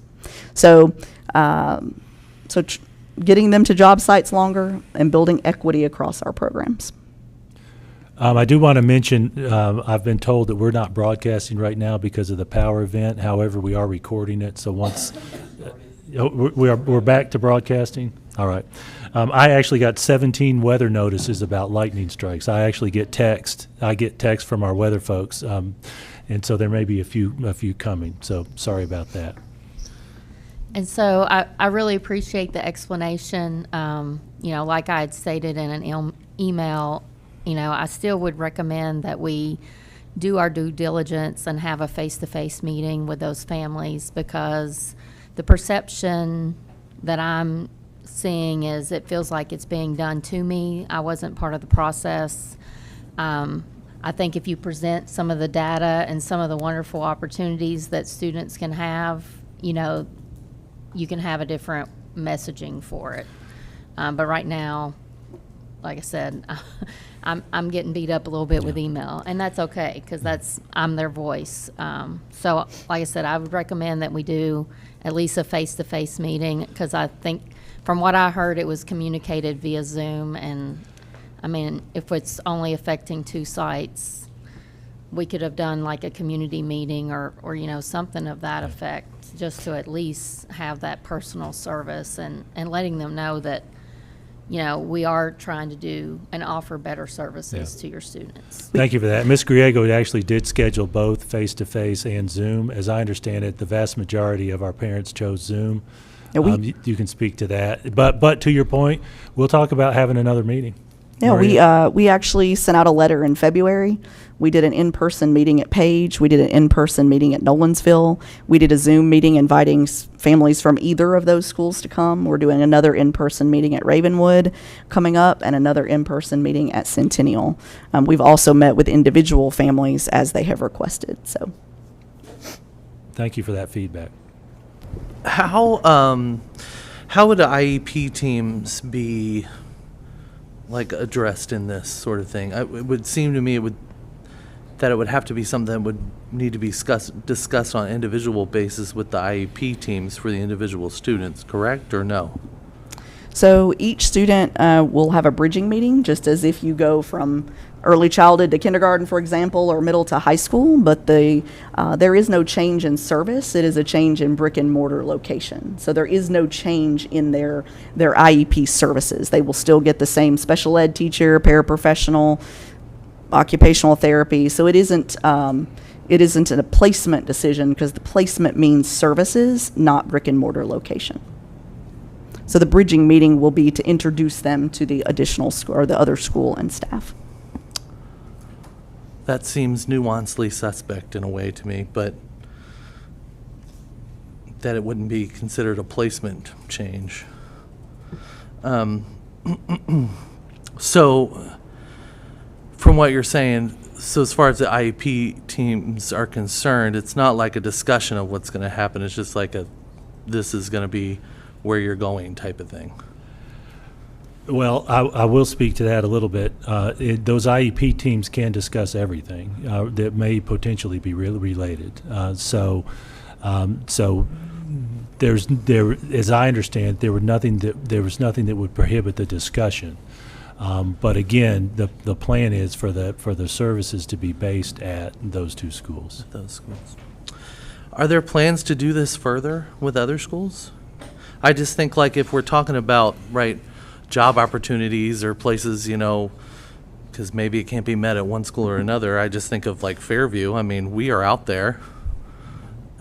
So if that's like our reasoning for it, I'm not sure why Fairview wasn't moved somewhere else, which would have been a huge problem. But, you know, are we to expect more of that in the future? Because I know that would cause a huge issue for a lot of my constituents with that are part of that program. We have discussed that. I will tell you, one of the things we saw with Fairview in the discussion is the expectation that, especially at Fairview, many of those students as adults will stay in the community. And Fairview is geographically separate. I can't speak to the future, but we are going to continue to look for ways to better serve the students.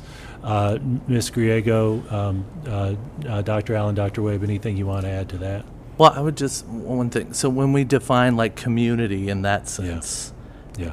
is that like a, I'm are we thinking- saying geographical? Because I'm thinking particularly jobs in that example. Jobs in that example, Yeah. okay. Because I'm just thinking like if we're talking community, I don't know why it would be Yeah. different for the other students at the other schools. Yeah. I mean, they're likely to stay in their community as well. Yeah, well, they'll be leaving this school at the year that they turn 22, and so that school community will have to transition to wherever they are. But I was speaking specifically to jobs. in that Got you. example. Yeah, so Ms. we Griego.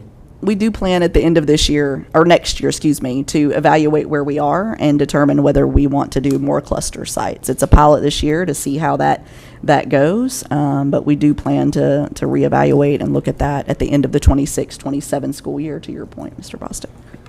One other question, and then I'll let somebody else chime in if they want to. But I think you had mentioned part of the reasoning was like moving, you know, if there's a school that has 4 students, right, in the program to, and it can be hard for one teacher to try and differentiate, you know, like 4 individual plans, but then moving it to a school where, you know, maybe they have 20 and they've got 3 teachers, and then we're increasing it, let's say we put those 4 over there and it's 24 now to, you know, by 4 people.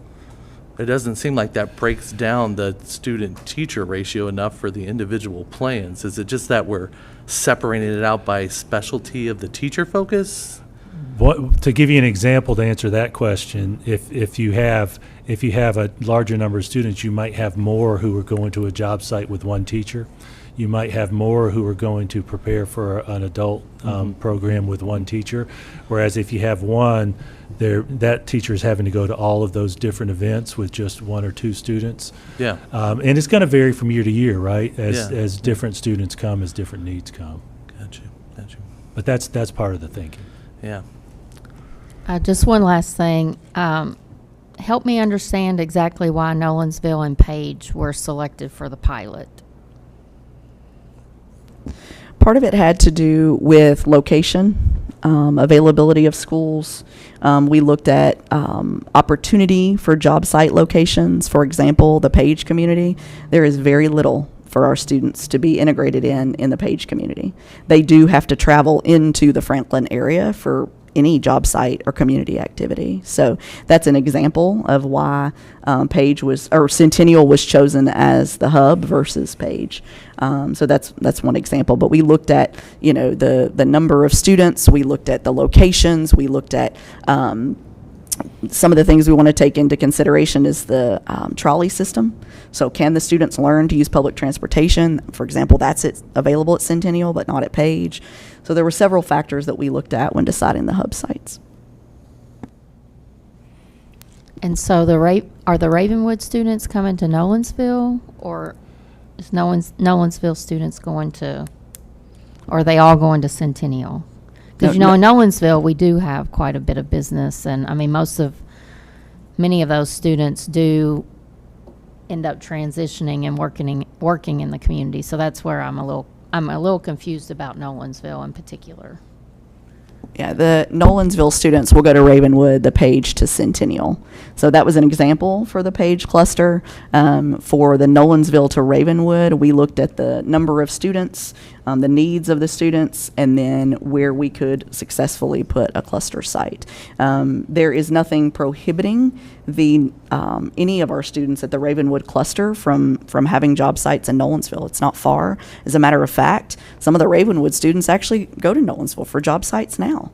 And some of the students, they go to Franklin, right? Some of the Fairview students go to Franklin for job sites, right? It really just depends on the needs of the students, the businesses that are agreeable to partner with us, and what the students' post-secondary interests are.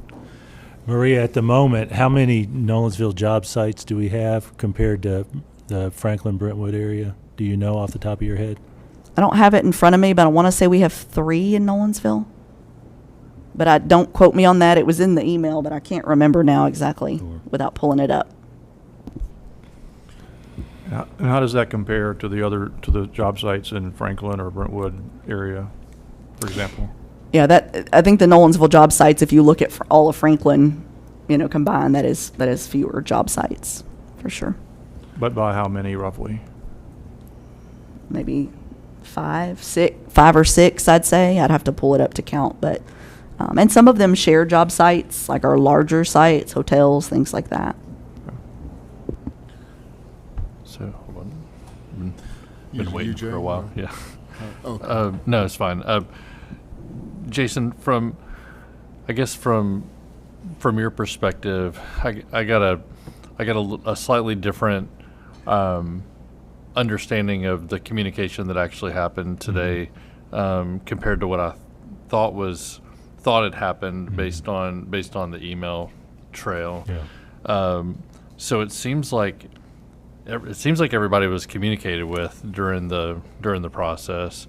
I guess like the board. I think we had talked about what maybe the miss, if we were to look back, is that we didn't have a discussion about that during the budget process. That's or right. during the right. And so to me, like that was I mean from a learning perspective, that was the miss. It sounds like y'all did everything right in terms of communicating with the stakeholders, and and those. I mean, there's only a few stakeholders, and it sounds like y'all reached out to them. You did the communication. I have a feeling the ones that are complaining, like rightfully so, like they might not like the change. I mean, it's change, but I don't have any criticisms of the process that you guys followed. It sounds like Maria and the team did a really good job in terms of that. So that seems to be most of the criticism, but I mean, unless I'm missing something, it seems like they were all pretty well engaged in a process dating back to February. Maybe, I mean, could it have been longer? Maybe, but I don't know, compared to when you guys kind of were evaluating and made the decision, that seems to be a pretty good timeline. So I just wanted to add that. Thanks.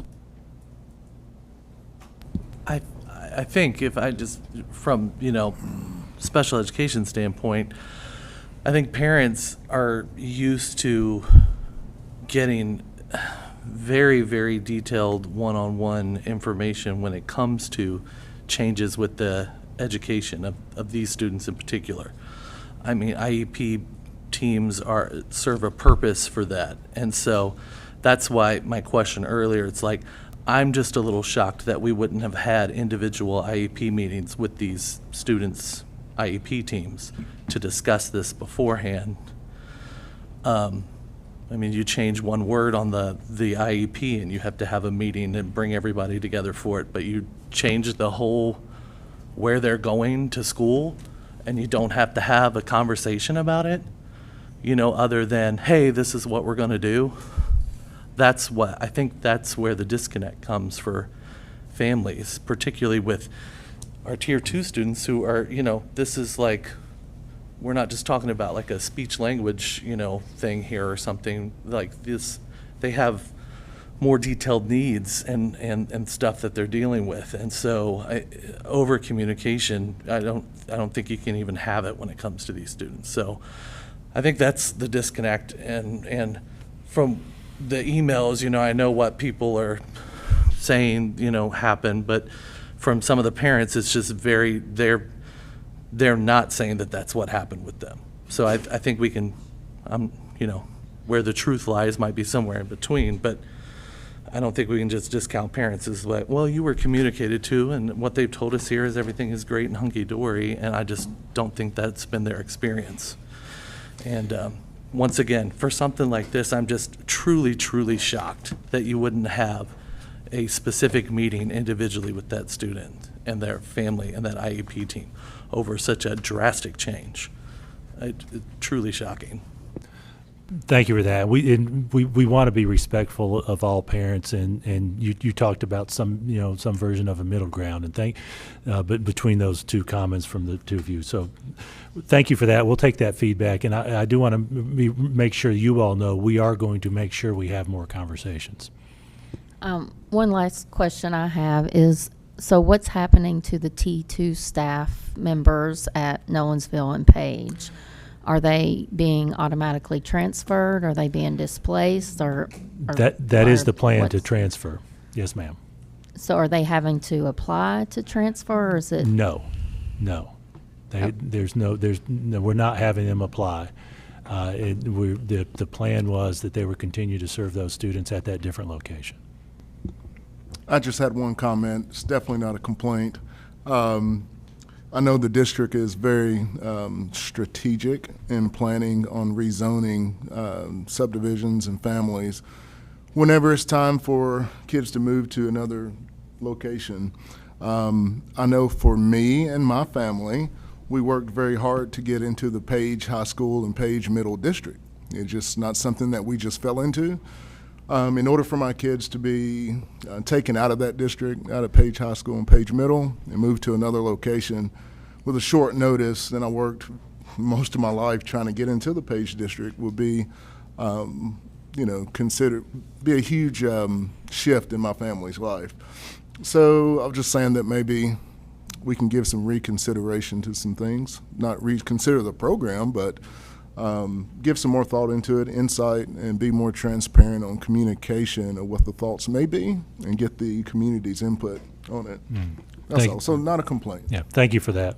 You all, Mr. Brown actually had to leave. Ms. Reeves, you are the vice chair. Would you prefer to go through this without us having prepared, or are you okay with me leading the rest of the meeting? Okay. Any other questions related to the superintendent's report? All right, with that, I am going to move on to the next item, the operations report. Brian King, what would you like to share with us? So no updates on operations. Mr. Golden did mention the open zone, and I do want to again give a shout out to our zoning team, Allison Nunley and her team, not only going through the 2,000 plus applications, but the phone calls that they get, the emails, the professionalism that they, when they're responding. As you can imagine, there's a lot of questions when it comes to open zoning, and they do a fabulous job. But I do want to share something, give you a little sneak peek at something that's coming out tomorrow. So, we're doing the America 250. Dr. Webb is leading a committee. There's a lot of things in the works that are exciting. Yesterday, if you noticed in Focus, we have our logo that was designed by a student. And Corey, do you have the student's name? Alex Goldberg from Ravenwood High School. From Ravenwood High School. So that logo is going to be used in a lot of places. Tim, show our background now. Well, okay, never mind. So this is going to be our new background on all our computers and Chromebooks starting, I think, tomorrow. We will still encourage no passive use of our computers. Yes.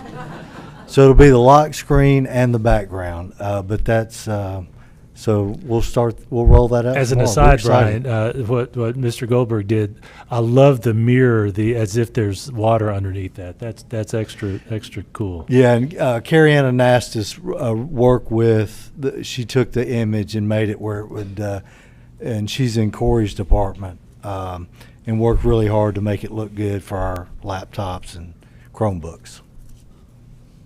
that is my report, but any questions that anybody has, I'd be glad to answer. All right, the next item is the board chair report. I'm sorry, go ahead. Operations. Can you tell me about mowing services to the schools? Oops. Can you tell me about mowing services to the schools? Again, I'm getting some complaints about that. And Yes, how, I can. like how often do they mow? And Actually, I I'm don't- gonna let Adam, if you'll scoot that mic over to Adam, and he can explain our mowing contract in great detail. Oh, no, we're gonna give you all the detail.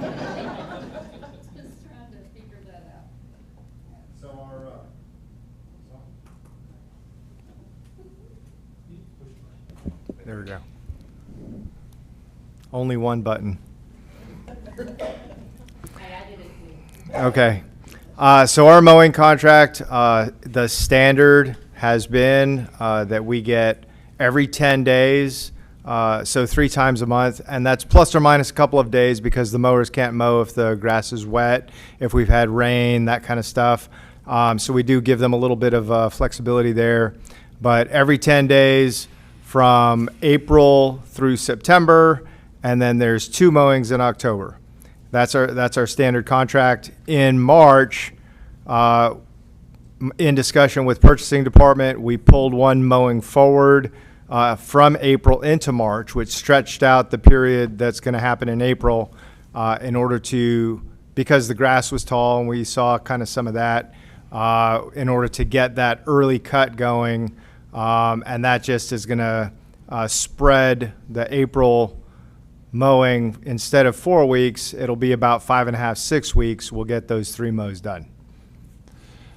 But therein lies what the issue is. We had a warmer spring and the grass got greener and grew faster. So I bet that's why there were some complaints about it and stuff. So I thank think, you. Dr. Probably, Johnson, yeah. I think that's part of it. And so, yeah, it tends to exacerbate when things like that happen. I will say, though, in my experience here over the years, it's not unusual to get mowing complaints. We do not mow as often as, once a week, like many people have their yards mowed. And so there are times where it doesn't look as neat as the neighborhood. We don't over budget for it. So we're fighting that battle to keep the budget down as much as we possibly can. So yeah, especially if rain hits, or in this case TCAP, that will slow things down as well, because we don't want to have those loud mowers out there while school's in session. So it's a struggle, especially this time of year. And I hope people, if you don't mind me speaking, and I hope people are very patient with them mowing the grass, because we do have, 51 schools in the spring, I believe. And my only other thought other than that, are we bringing the goats back? Did we already have them? So you've Okay. actually, so just so everybody knows, Mr. Beasley mentioned goats. We actually have used some goats, especially in those areas with the riprap rock, to weed. Adam, could you were tongue-in-cheek mentioning it, but if you would answer Mr. Beasley's question. Stormwater detention basins that are built out for stormwater quality tend to have these large walls of rock and various other structures in place that make it very difficult to get any kind of machines in there in order to control that vegetation. For that, we found that bringing in a herd of goats, they can navigate that area and take care of that vegetation. We have that teed up for August at the locations that we've identified that would be beneficial to use them there. And it does include Nolensville, I think. It does include, I think there are a few locations in Nolensville area, yes. Perfect, thank you. I know the kids really enjoy it, but I know it's for a purpose, but my kids really enjoy it, so thank you. All right, any other questions, board members, related to our operations report? Board chair report, I don't have anything for Mr. Brown related to the board chair report. New business, Rachel, we spoke about you giving a short update on where we are with next year's budget before we hit the items that are here for this year. Yes, sir. And so I know Mr. Golden sent an email where we had communicated with the commission, and included in that email was that the gap that was at 22 million is down to right 19 million, 19.2. And that was a result of receiving the property tax assessor's information in the beginning of April. And so property values have continued to go up. I was really excited about that number, so I immediately called my counterpart and like, hey, can we expect this again before June? She said, no, we can't count on that. But it was a good bump for us. It was $3 million. And so that's an improvement in the gap. We're continuing to work on that. I do want to say one thing, if you don't mind. There's kind of been a question floating out there. I am not a teacher. I thought I had done a good job, but I want all of y'all to hear me one more time and talk about fund balance for just a little bit. Fund balance is, again, we call it fund balance. It is your savings account. How does money get into fund balance? Is when revenue is more than expenses. And so kind of the question that came up is, well, what's happened to the money if you didn't spend as much that was in the budget? If we budgeted expenses and you didn't spend as much, what's happened to that money? We didn't go spend it, it went into fund balance. And that fund balance is what's balanced the budget for as long as I've worked for the district. We've pretty much had to use fund balance. We've just had to use more and more and more of it in order over the last 5 years in order to balance that budget. So being, in my mind, good stewards of, hey, just because we had it budgeted, if we don't need it or we figured out we can get it for a lower cost, we're not going to just continue to spend the money. It went back into fund balance. And I know that information was provided to you, but please tell me y'all get that what fund balance is that leftover piece. It's not our discretion to do anything with it. It's there. And I've used the wrong terminology. I talk about revenue sources for next year's budget, and I've included not a fund balance. revenue It is source. not a revenue source. It's the leftover money. We have never, in my experience here, this is my 21st budget, we have never spent more than we've had. We've always spent less. And often, many years, we put some version of a moratorium on spending because we want to grow that fund balance, especially at the end of the year. It's not that budget discussion where you might have heard some business, the use it or lose it kind of thing. We're not going to spend it unless we know there's a need. In part because we know that revenue is always a struggle. And there's some value in revenue being a struggle because we are a public entity. We are very careful about our spending. We try to put our money into our mission. And so as part of that, that's why we tighten up, especially on spending late in the year. So what's happened with fund balance, actually, I want to mention one other thing related to fund balance, Rachel. The county government has for years had a built-in mechanism to maintain that fund balance based on the projection of property tax revenue. And that's the key point that is different this year from last. And we've talked about it, but I want to restate it.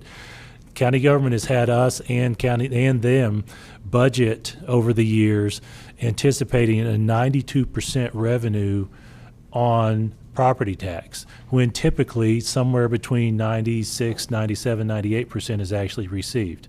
That actually created a fund balance each year that would roll over to the next year to partially fund the next year. And it enabled them to keep the tax rate down at least a bit based on that. For this year, this current year, they to cover our proposed budget, including some pay increases, changed that projection from 92% to 94%. That's somewhere around $5 million difference. And that $5 million means that we're going to have that much less in fund balance this year. Because it also funded pay increases, it's a recurring expense. So you have $5 million in last year's budget, $5 million in this year's budget. And so that's our tipping point for how we've been balancing over the years. And that's one of the reasons why we have this issue at a more noticeable level than we've traditionally had. Our gap is $19 or so million. 12.6 of that would be 4%, the proposed pay increase. So that leaves somewhere around 6.5 or so that's our actual gap. And we have net $10 million less than we would have had last year based on projections. All right. Any questions related to I got to make this comment as well, Rachel. We have had a number of county commissioners ask questions and start brainstorming over how can they address this. So I want to, none of them are here tonight, but I want to publicly thank them because they're working on it. And so I very much appreciate those questions. I know they've been talking to their finance department, brainstorming over myriad possibilities. I don't know where they're going to land, but I do know that they're asking good questions. That was what I was just going to say. I do want to say that it is definitely a collaborative effort to try to reach a resolution to the gap. And so we will continue. But I do want to plug April 27th, April 28th. Education Committee is April 27th at 4:30. And then the Budget Committee meets again with us on April 28th at 5:30. And so we'll be working right up until then to come back and have further conversations with those two groups as to what are some possibilities for us to look at. So when I come back then to you in May, hopefully I'll have more to share at that point in time of what we're looking at in total. Would love to have anybody that can come to those meetings. I think it's just good to hear how other people are thinking and what their thought processes are too. Any other questions related to next year's budget? All right, new business, item A, 25-26, school board budget number 1, approval of general fund resolution 05-226, buses in the amount of $659,848. Rachel? So this was some brainstorming that we were just talking about. What this resolution, you all had already approved for us to purchase buses and purchase them out of fund balance. Last month, the commission voted on the education impact fee going forward. And through that conversation and talking with the representatives that calculate that information for them, we were having discussions again about what can that fee be used on. And it's related to growth, and we have asked the question, well, special ed has grown and we have bought 4 special ed buses. Could we potentially have gotten funding for that instead of pulling it from our fund balance? And the answer was yes, that would be a possibility. So the resolution we're bringing for you all to vote on is to make that request of the commission. And then that would put another $659,000 back in our fund balance, reducing that gap as well. So again, these are the conversations we're having, is what any little thing can we work with together. And it looks a little different because we've written it because we're bringing that resolution to them, but then the county will also have to make that agreement to do that. So that's why you see 2 revenue accounts and then the 2 expenditure accounts, is because we're taking care of it for both of them, both us and them, in one resolution. Any questions of the board related to that? All right, item A2, approval of capital projects funds intent to fund 0526 asphalt and roofs in the amount of $5,508,000. Yes, sir. So 5-year capital, the next 2 are related to it. Again, the traditionally education and budget committees like to see these requests so that they have them as part of the budget conversation. And so these, again, you approved on the 5-year capital plan, but this is bringing that intent to fund for both. But the asphalt and roof this year, bless you, is $5.5 million, just as a item to think about. Last year, the request for this category, for these categories, was a little over $12 million. So again, Mr. Christopher, who is our maintenance director, he worked really hard to try to say what do we absolutely have to have this year, and the request is lower. And this is the time of year that we bring these 5-year capital plan maintenance and safety and security items to the commission. In part, we're doing this because they've asked us to time it this way so that they can have a broad picture of that maintenance at the time they make budget decisions. Over the years, it's changed from the scheduling based on sometimes when they plan to go to bond market, but the last few years they've asked us to bring it at the time we bring our budget. Any questions, board members, related to asphalt and roofs? Yeah, I just have a question for clarification. So tax exempt bonds, so that means, does that mean that, like, we're going into debt to fund these? It depends on the commission decision. Okay. They have the power to make decisions on how they fund it. That is one method that they have done in the past. But, okay. But I mean, it states it specifically Yeah, here, that so would- does that mean? That's the proposal we've been asked by county Oh, government they've to bring asked you to do it. the. But they could to the fund commission. it with revenue if they have it, is that? Correct, and they could Or go is back all and they could. capital fund, all capital projects funded with the bonds? I guess that's my big question. Most of them are, but they would go back if they did not want to fund it that way and could amend that resolution to fund it in a different way. We've seen over the years differences based on what revenue they might have available, but more often than not, they have done bonds. All right, next item, number 3, approval of capital projects fund, intent to fund 05-26, security technology in the amount of $50,893,000. Again, this was on the 5-year capital plan. There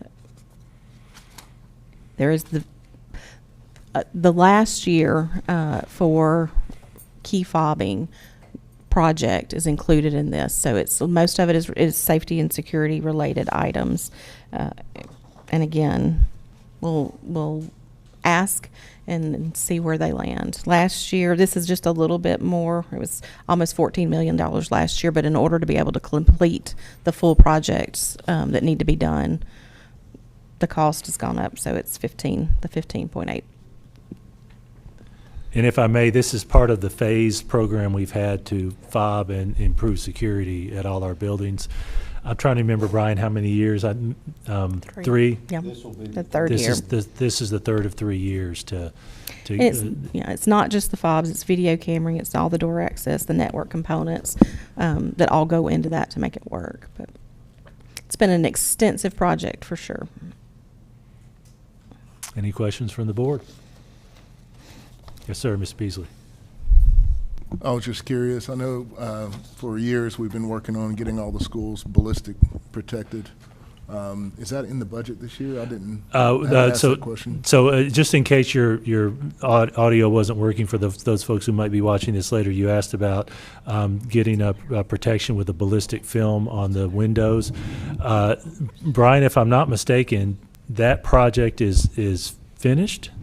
No, sir. No, sir? No, sir. It's in the budget. There's some of that in the budget. So Yes, I will say, the first floor of everything is covered. Yes, sir. We're doing. Yes, sir. And so we're doing additional. That is correct. Yeah, okay. Yes, sir. All the first floor outdoor windows have been completed. That piece has. Yeah. Yes, sir. So they're just it's smaller spaces in various locations.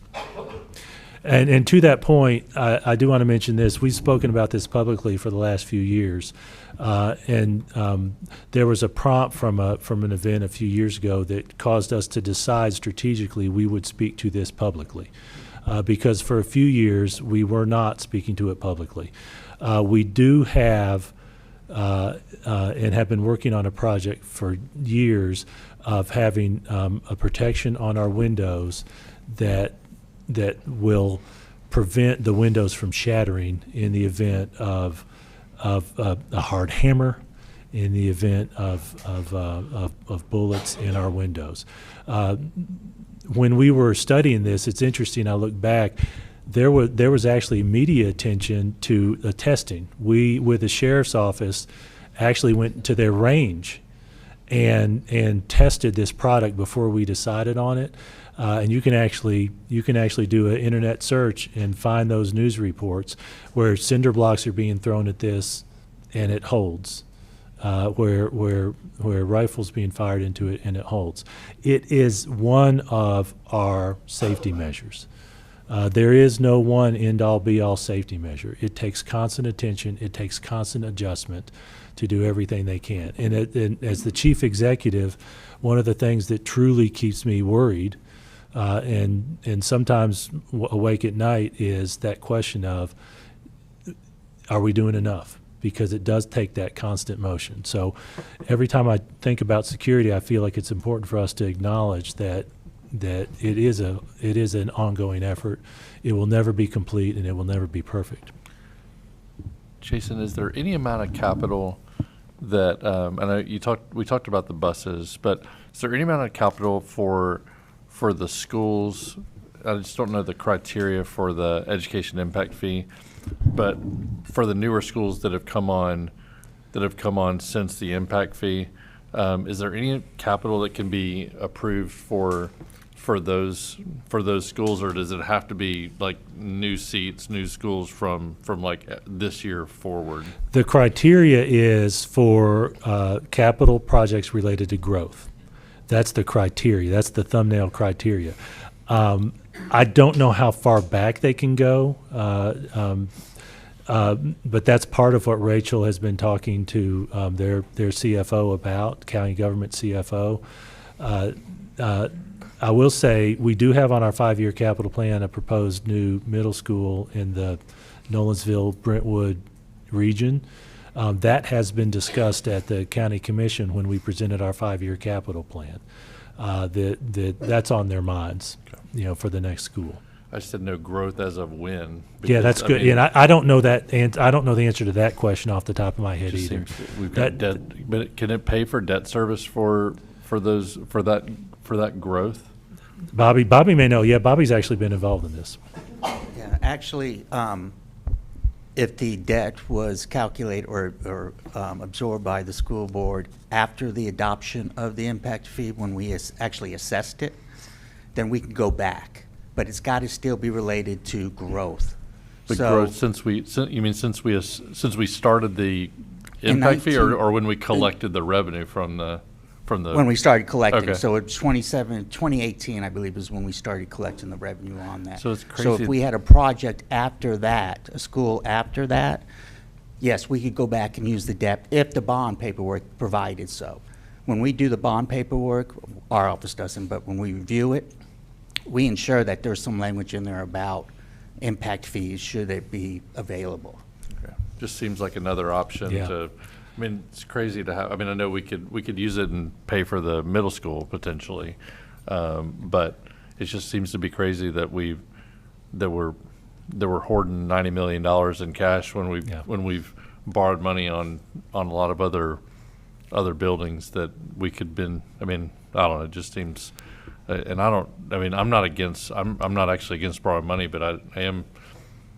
I mean, if I'm for spending the money that we have on projects that fit the purpose that we've been raising this money for. Yeah, and one example in my mind that's been a basic principle that I've been taught over decades is use restricted funds first, right? Some of those decisions are theirs, and they've got other issues, with whatever county government has as well. What we have been talking specifically about in these last few weeks is our operational budget with funds that could also be used for capital. But we'll make sure that they're also aware of that. I know they have had some discussions over the years on their side related to their bonds, what capacity they have to pay off bonds early. Can they substitute rather than a bond some of those funds? And they've made decisions from time to time based on whatever advice they get related to both our capital projects and county government capital projects. Who decides on that, whether it can be used or not? Who's the arbiter? Ultimately, it goes to vote to the county commission. Is that correct, Bobby? That's correct. Yeah. And So then- they're the final decision maker. And then what is that based on? Is it a state laws? Is it the way that it was written? Well, I guess I'm asking what is the set of rules that they're deciding upon? Right. The based on? impact. Yeah, the impact fee is actually like an ordinance. It's actually got all your different steps. It's basically a law for local. So it's local level. Correct. Okay. Correct. It's based on federal constitutional issues, but yes, it is based on our local impact fee resolution ordinance, if you will. Yeah, that's the answer I was looking for. Thank you, Gary. All right, any other questions related to item 3? Item 4, approval of education capital projects fund intra-category transfer in the amount of $2.88 million for April of '26 LED field lights. Rachel, I'm going to give a little preface to this and let you speak to that. Board members, you may remember 2 or 3 months ago, you voted to make a request of the county commission for LED lights for all our fields. As you know, they turned that down. We are bringing back to you a request to fund the football field light, the high school football field lights only with contingency funds. Mr. Galbraith, you and I are catching eyes because we've been talking about this for 12 years probably. The basic principle of when some of our projects are done, there usually is a little bit of contingency money left over, and sometimes not. That contingency money aggregates, and I have had over the years conversations with Mayor Anderson and with various board members about how to fund a particular project. And so because the county commission was not comfortable funding that, we have a request of you, let's take a baby step, do those fields first to get us on that road that we were recommending to the county commission. Rachel, anything you want to add to that? I don't think so. I think that summed it up, except for, I know I'm going to have the question. If we were to pull out a contingency, these funds, then that would leave us, again, say it every month, rural and general.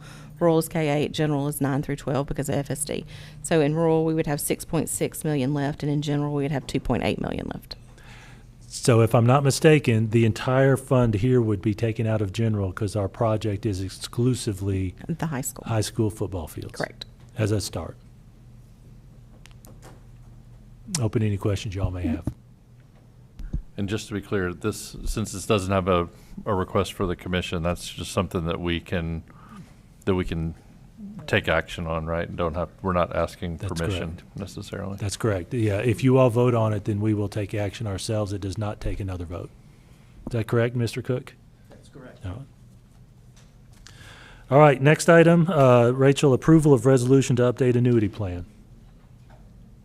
I want to give you a little bit of detail history first, not tons, but just so you're aware. So any of our employees participate with TCRS in the retirement plan, and that's a requirement related to employment. We also offer additional other types of plans in addition to that, and that includes 403Bs and 457 plans currently.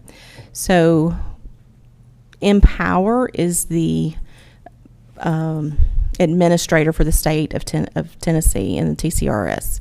And we have other entities, Horace Mann, Lincoln, I'm trying to think who the other one is, Voya, who we have had these other plans with throughout the years. Horace Mann is one that we no longer offer, but there are some employees that have been grandfathered into it for years. Voya, let me just give you the numbers. Horace Mann's got 42 people. Voya's got 43. Lincoln had 58. And then there is a 457 with Lincoln that had 39 participants. So that's 182 employees that are involved. We have talked with the state and Empower and what it would look like if we were able to offer a plan through them. And reason being, we've had feedback from a lot of our employees that they have a harder time communicating with these other carriers.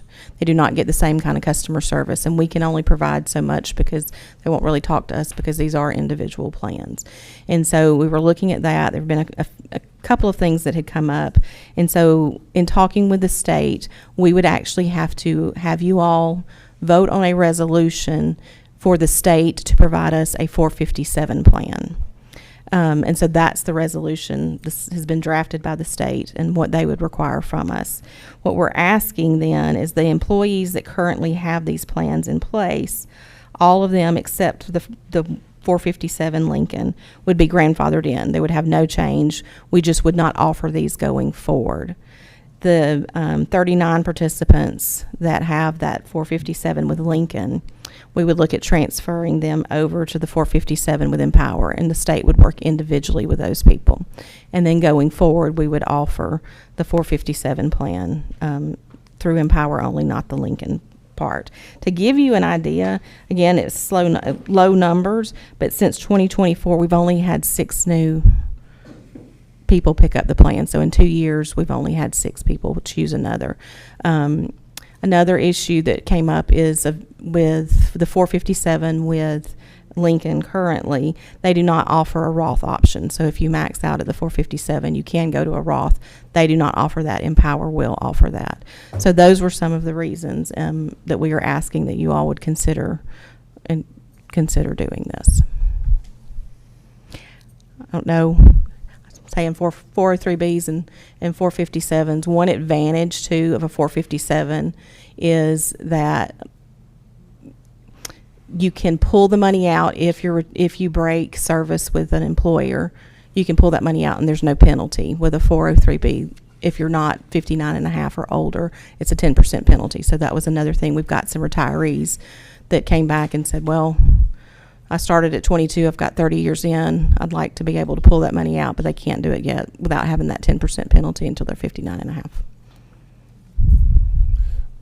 Vicki, is there anything else you'd like to add from the HR side? No, we don't have any concerns from the HR side about transitioning with this. And we did speak to WCEA. We talked to y'all about it with the low numbers. We don't anticipate an issue. Any questions from the board? All right, next item, tenure recommendations of the superintendent to school board. That's me. And Vicki, I may call on you as well to give a little bit of detail. Annually, we make recommendations to you for tenure. I like to share that years ago, tenure was automatic after 3 years of employment. So if you still have that visual, that hasn't been true for probably 10 or 12 years now, something like that. The state has a plan where after, in essence, 5 years, I think it's actually structured at 60 months. I'm sorry, 45 months. I had the wrong month number. Based on a teacher's evaluations, they may qualify for tenure after that 45-month or 5-year period.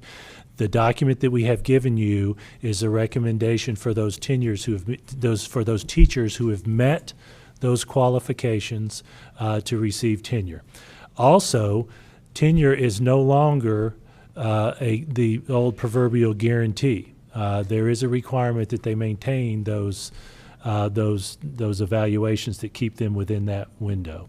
So we are going to recommend these teachers for tenure at Monday night. Certainly open to any questions you may have. Vicki, any detail I've missed? Okay. Is there any other matter for the board? If not, yes, ma'am. So sorry. I don't want to keep y'all.